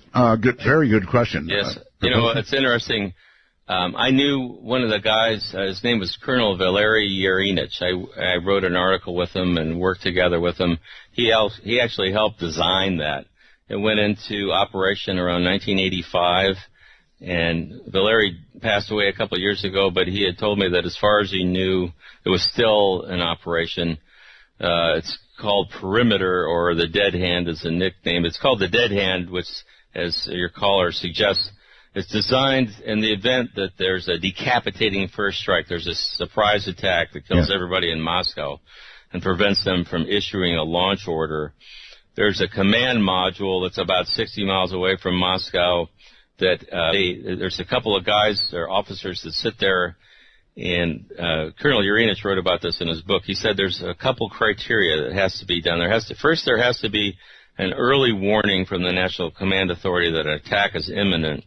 Then there has to be a complete loss of communication, and they have a lot of redundant, they have radio, they have satellite, they have fiber optic, all sorts of, they've never ever, he told me, in the history of their strategic rocket forces, lost communication with this. But so they would lose communication, and then almost simultaneously they have nuclear detonation detectors that are optic and seismic and radiological.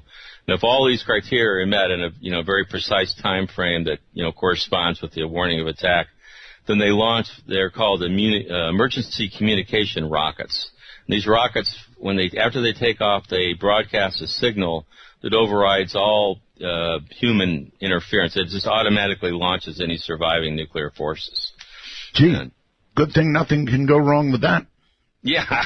Well, I never found it very reassuring. From a military standpoint, they say, well, this is good because it prevents us from launching on warning on just electronic signals if it's a false warning of attack. Mm-hmm. But, I always wondered what would happen if something went wrong with one of the rockets. Just the fact that means that there has to be radio signals or frequencies that can be broadcast that can launch nuclear weapons. That I don't find that reassuring. Nor do I. On my first-time caller line, you are on the air. Hi, good evening. Art, this is Howard in Virginia. How are you? I'm fine, Howard. Thank you. KI4LWA, and I've listened to you for over 10 years, and the reason I know is I just renewed my ham radio license, so I entirely blame my joy in the hobby on you because you always spoke of it, and that's what got me in the hobby. So, well, thank you. Quick question that you can answer when you get a second is if you're where you hang out on HF if you do these days. I'd love to make a contact sometime. Well, if 10 meters ever comes back, I'll be there. Do you have a question for my guest?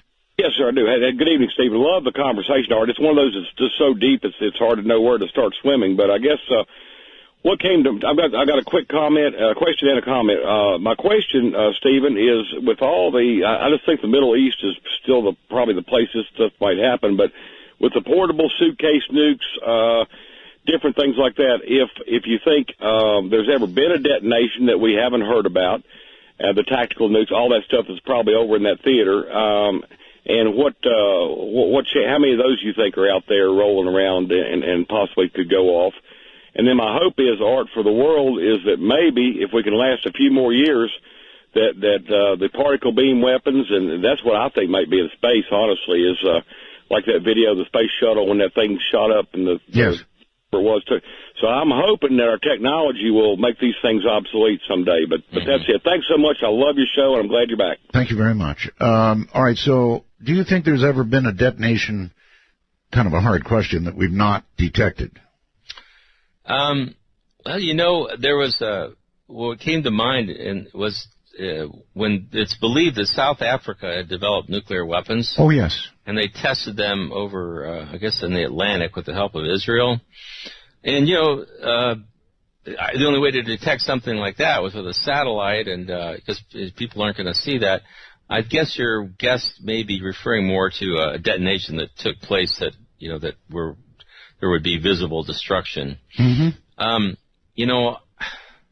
I'm getting pretty cynical about almost all the news and things that we hear now because I honestly think we get so much propaganda that's rather than facts. Agree. And a lot of the facts are being omitted.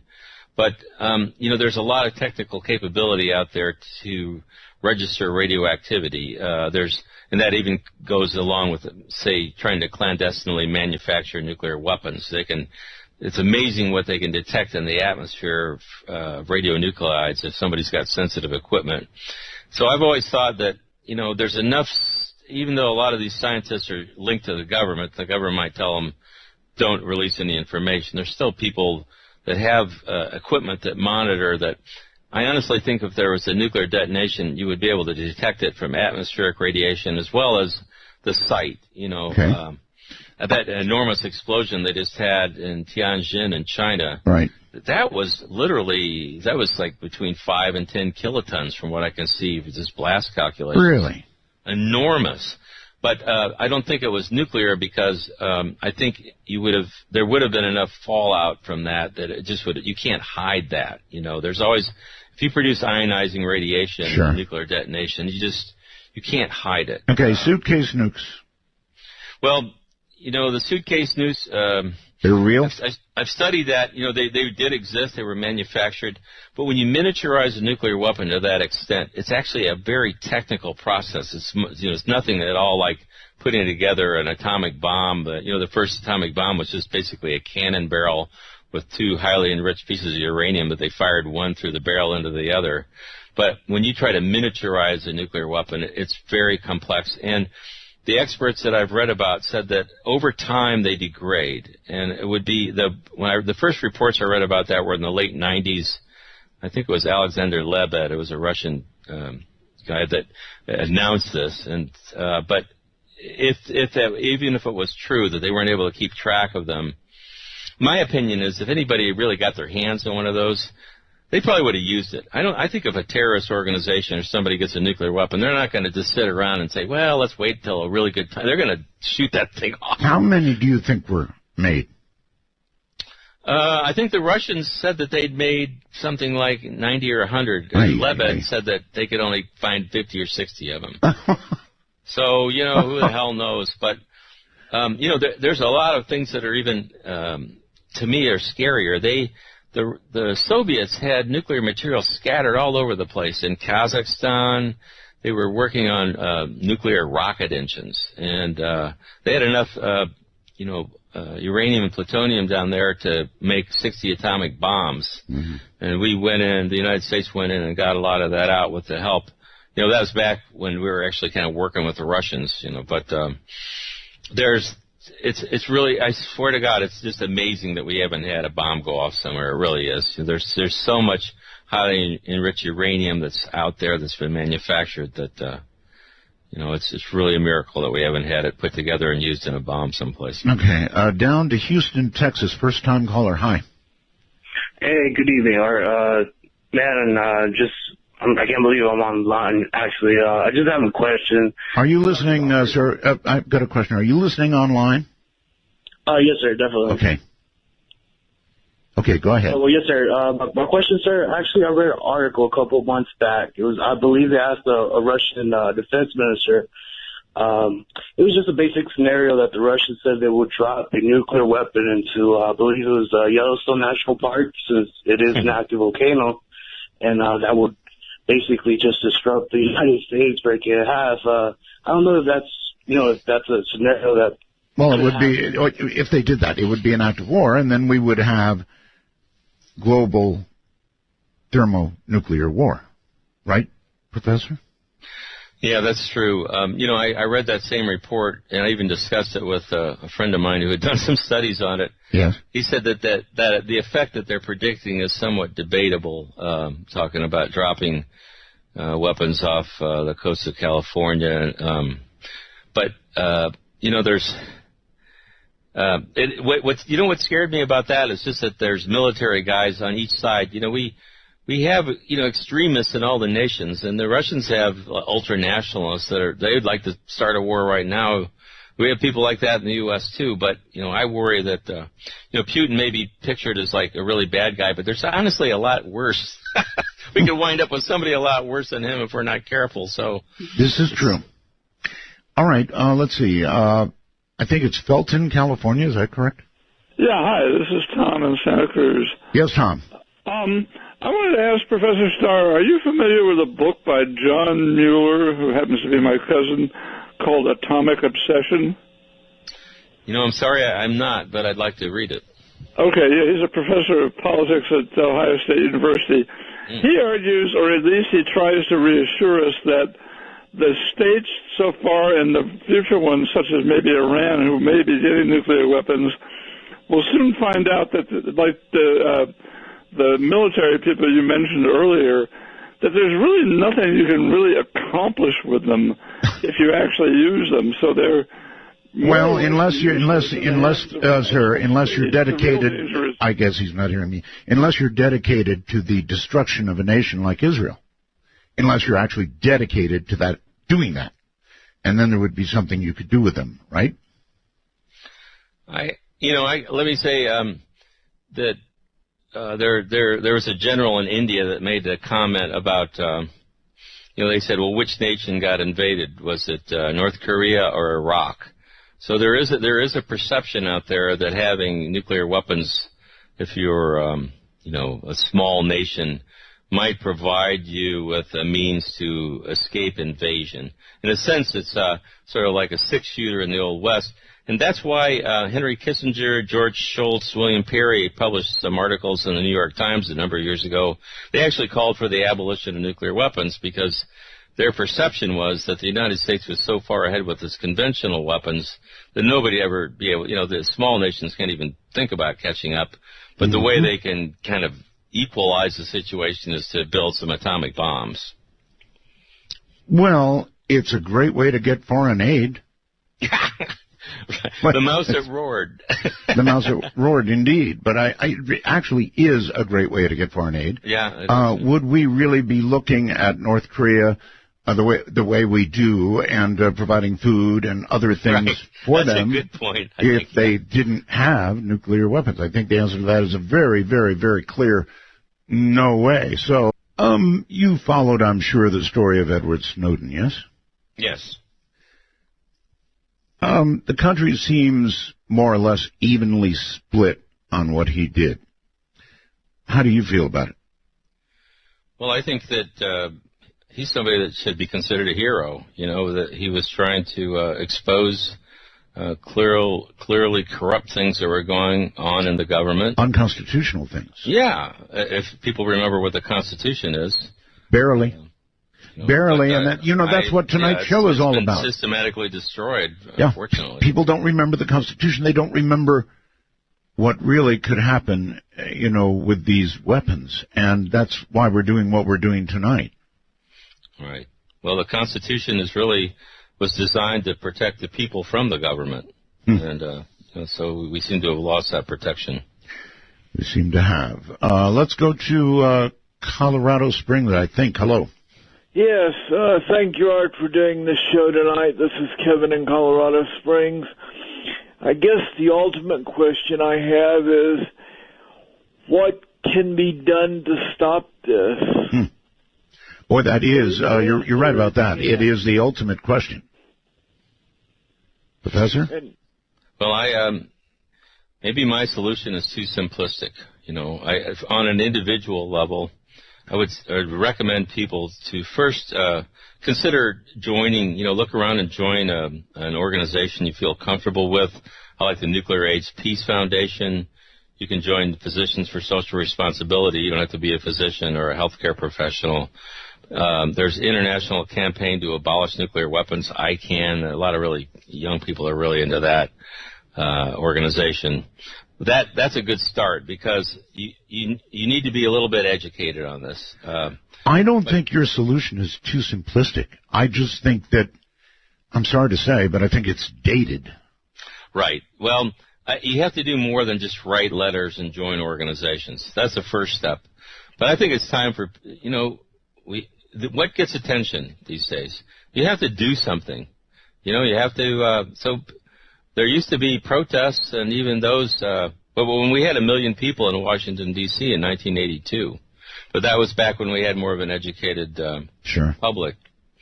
I'm not sure if we have time to educate the whole public about this, but it's my hope that at least pressure can be brought upon the leadership I consider it a form of criminal negligence on the part of leaders. If they know about this danger and they refuse to act on it, they turn their heads. It's more convenient to keep your nuclear weapons than it is to discuss the fact that they can destroy human existence. Everything. Then that's a criminal act. It would be called willful blindness. And people have to be willing to call that out. There's some point in your life where you have to decide if you're going to do something. You can say, well, geez, that really was a terrible show I heard, and I'd like to do something about it. If you just forget about it, then that's not a solution. You've got to be willing to go beyond that. But it does, we've got now, we have Twitter, we have the Internet, and things can go viral. People can get information across at lightning-like speed around the world. So there's a capacity to educate and learn that never existed before. Okay, well, again, I just consider it a little bit dated, Professor. In other words, unfortunately, your solution depends on rational people. Mm-hmm. And we seem to have moved into all right, let me try another approach. I frequently talk about interesting things like aliens or life on other planets or something. And, to date, we've actually not detected the presence of any other intelligent life anywhere, despite listening really hard. Isn't it possible that life eventually is absolutely self-destructive? It would certainly account for a lack of any signals so far. Mm-hmm. Well, I believe Carl Sagan talked about that one time, and he said that, he had a theory that once a civilization became intelligent enough to create, nuclear power, that it was more likely to self-destruct, and that's the reason why we didn't, wind up communicating with many others. But, I'm not. I listened to a National Press Club conference not too long ago where there were quite a few like hard-bitten military guys and Air Force pilots, and they came forward with a lot of data showing their interactions with UFOs. And I'm not going to rule out a lot of possibilities that are out there. I think, but whatever it takes for us to consider ourselves a species, if it takes a disease, that threatens to wipe out humanity, or if it takes a spaceship to land and we realize we're not the only life force, well, whatever it takes, it's okay with me if we can come to the grips with the fact that the nuclear weapons that we have amount to a self-destruct mechanism for the human race. All right. Let's go to Flip on Skype. Hi. Hello, Art. Hello. I had a quick question for Mr. Starr. What would happen if somebody were to hijack a commercial airliner and crash it into a nuclear power plant? Yeah, that's a good question. Well, I think there have been studies to show that that could cause a lot of problems. Maybe the biggest problem is not recognized. The spent fuel pools that I mentioned, that are each reactor stores all their used fuel rods on site in like a stainless steel lined swimming pool. It's about 40 feet deep, the size of a tennis court. A lot of the buildings that house those are just like concrete block. They're like the buildings that would house chemical. They're not a heavy duty. They're not built to the same standards like a containment vessel. And a plane crashing into that could easily cause a massive release of radioactivity if it destroyed the cooling system on the pool, or breached the pool and allowed the cooling water to be released. Okay, well, I understand that in Fukushima, what really was their undoing was the fact that the diesel generators that had to be maintained, and they did have them, were down below ground. And so, of course, they flooded, so no power. Now, that's right. Well, and there's another thing, too. You can scram a nuclear power plant and shut down the fission. Yes. But there's still an enormous amount of heat that's still there that's going to, you have to keep cooling the core. And when they lost all the off-site power, too, and their cooling systems that were, flooded, they lost the ability to cool the reactor core. And so they melted. And honestly, the Japanese knew damn well that all of those reactors had melted down within the first couple of days of the accident. They actually watched a cloud of radioactivity travel over Japan. It even went over Tokyo. And they didn't warn anybody. I mean, it reminded me of when they had the nuclear weapons tested in the United States and didn't warn people, not to drink the milk and all that. So, sorry, I would get on a little bit of rant there, but it still makes me mad whenever I see those sorts of things happening. I remember back in the 80s, I worked for a large station in Las Vegas, KWN, and I would have to go on the air every now and then and say, people in precarious positions and, window washers and all those kinds of people, please be aware that in 10 minutes or 15 minutes, whatever it was, there's going to be a detonation at the test site. And sure enough, there would be a detonation. And when there was, we would rock back and forth. The building would go back and forth. Oh, yes. Yes. I was around for that. Well, a lot of those underground tests actually vented and released huge amounts of radioactivity. The cancer rates there in Utah were just astronomical. I was going to say, fortunately for us and unfortunately for Utah, that's the direction it went. Glenn on Skype, you're on the air. Good morning, gentlemen. Good morning. Okay, if we say that hypothetically, for argument's sake, that city busters are passé, what about things like dialable yield neutron micronukes or cobalt-60 dirty bombs or depleted uranium munitions? We still have plenty of ways to mess things up, but especially the dialable yield neutron tactical nuclear weapons. What do you think about that? Have we seen them used even, perhaps?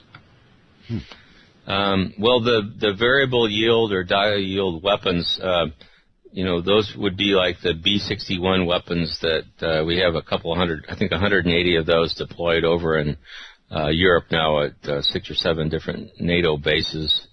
I don't know if any. I'm not aware that any have actually been used, but keep in mind that there's a difference when you talk about a nuclear detonation. That means like honest to God, fission and fireball, and that's different than a dirty bomb. Is a conventional bomb that spreads, that blows radioactive substance apart and can contaminate an area. Mm-hmm. The DU weapons they're a radiological weapon, depleted uranium.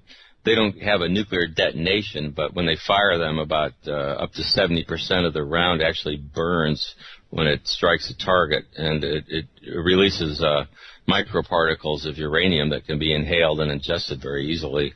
So all these weapons are, the radioactivity, I think, is a really vicious kind of problem to leave in an environment, and I think it really should be considered a criminal. It should be banned. We certainly shouldn't be using DU weapons. Okay, Professor, Raymond sends the following by computer. Art, if nuclear warheads are not cycled out after so many years, the danger is they can have electronic malfunctions, and that includes the final guidance in the MERV warheads, non-detonation and early detonation. The Demon Core incident went critical.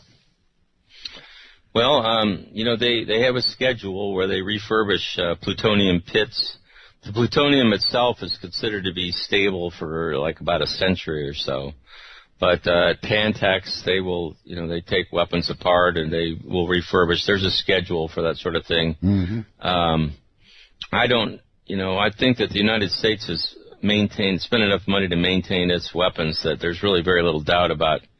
There may be some questions at some point about what the total yield would be if it's going to be as accurate or quite as precise as they would like, but there's no doubt that they'll work. Okay, let's go to Mount Pleasant. Hello.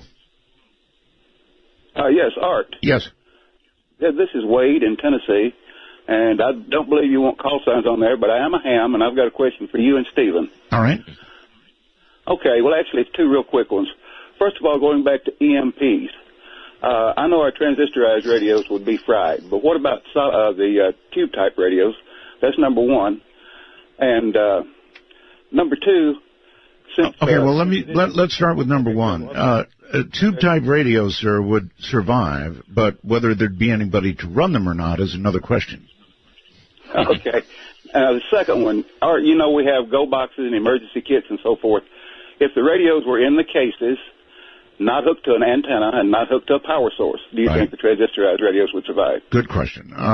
Very good question, actually.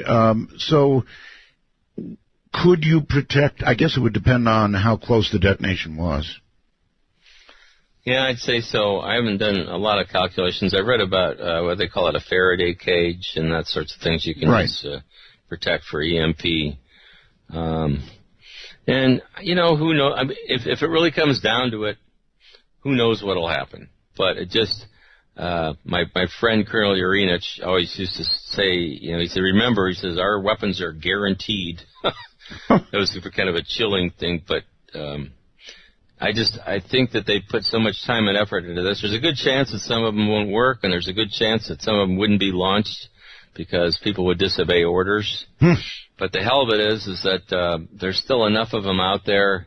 Like with one Trident sub, if they launched all their missiles and they have independently targeted warheads, there'd be at least 90 to up to 200 warheads that could hit a target. We have, 12 subs like that, and so there's not a shortage of nuclear weapons. The U.S. and Russia, the U.S. has 7,000, Russia has maybe 8,000.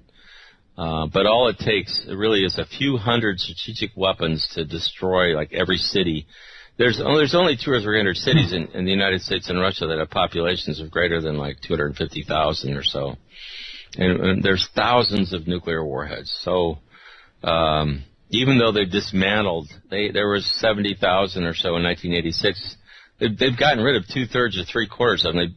They've dismantled the weapons. They actually have kept the plutonium pits. So that's another reason why we don't need to make more pits. They've got 30,000 in storage right now. But they're even at that. What they didn't know all along, they didn't know these scientific studies that predicted that the environmental consequences of nuclear war are so severe that it basically wrecks the biosphere. It leaves Earth uninhabitable long enough where most people and animals probably wouldn't survive. Or want to. Very quickly on Skype. Hello. Oh, hello there, Art. Good evening. Good evening. I just wanted to make a little comment and a bit of a more lighthearted question, considering the nature of tonight's talk. Very quickly. Which is very informative, by the way. Thank you. Yeah, I just wanted to say, I assume that all of these generals and such and all of these government aides that are all in charge of this nuclear football and all this nuclear ordnance, I would assume generally that they're part of the old guard from the 50s, 60s, 70s. And so I wanted to ask, with spending over $1 trillion to redo the nuclear arsenal, is this one of the biggest retirement sort of pension scandals we've ever seen since the F-22 scandal with Lockheed Martin? Professor? Well, I think that's an interesting way to look at it, but the point is that Eisenhower warned about the military-industrial complex back in the 1950s. He sure did. And, this is what we see. It's well and alive and thriving. I thought when you were asking your question, you were going to ask whether or not these generals and all these people were aware of the information that I've been talking about. And I want to say emphatically that as far as I can tell, they're not. I've had a couple. I worked at the United Nations and testified working with Switzerland, New Zealand, and Chile at a number in Geneva and New York about the effects of nuclear weapons. And I was able to question a couple of times representatives. The best example was when there was a joint presentation of the U.S. and Russia made a joint presentation in 2010 at the Non-Proliferation Treaty Review Conference about the New START Treaty. And I had a pass, so I got in and I sat down, and they didn't know who the hell I was. I think I sat with the France placard in front of me, so they took my question, and I'm sure they didn't like it. But they had the chief negotiators of START from the U.S. and Russia there. It was Rose Goetmuller and Anatoly Antonov. And so I asked both of them, I said, are you aware of the recent studies that predict that the detonation of just a fraction of your strategic nuclear weapons would create like a global nuclear famine that caused most people on the planet to starve? And they both said, oh, no, we're not familiar with those. My goodness. Professor, I can only hope that this show, which is recorded, believe me, will be passed around, and that a lot of people will get to hear it before it's too late. We've got to go. Show's over.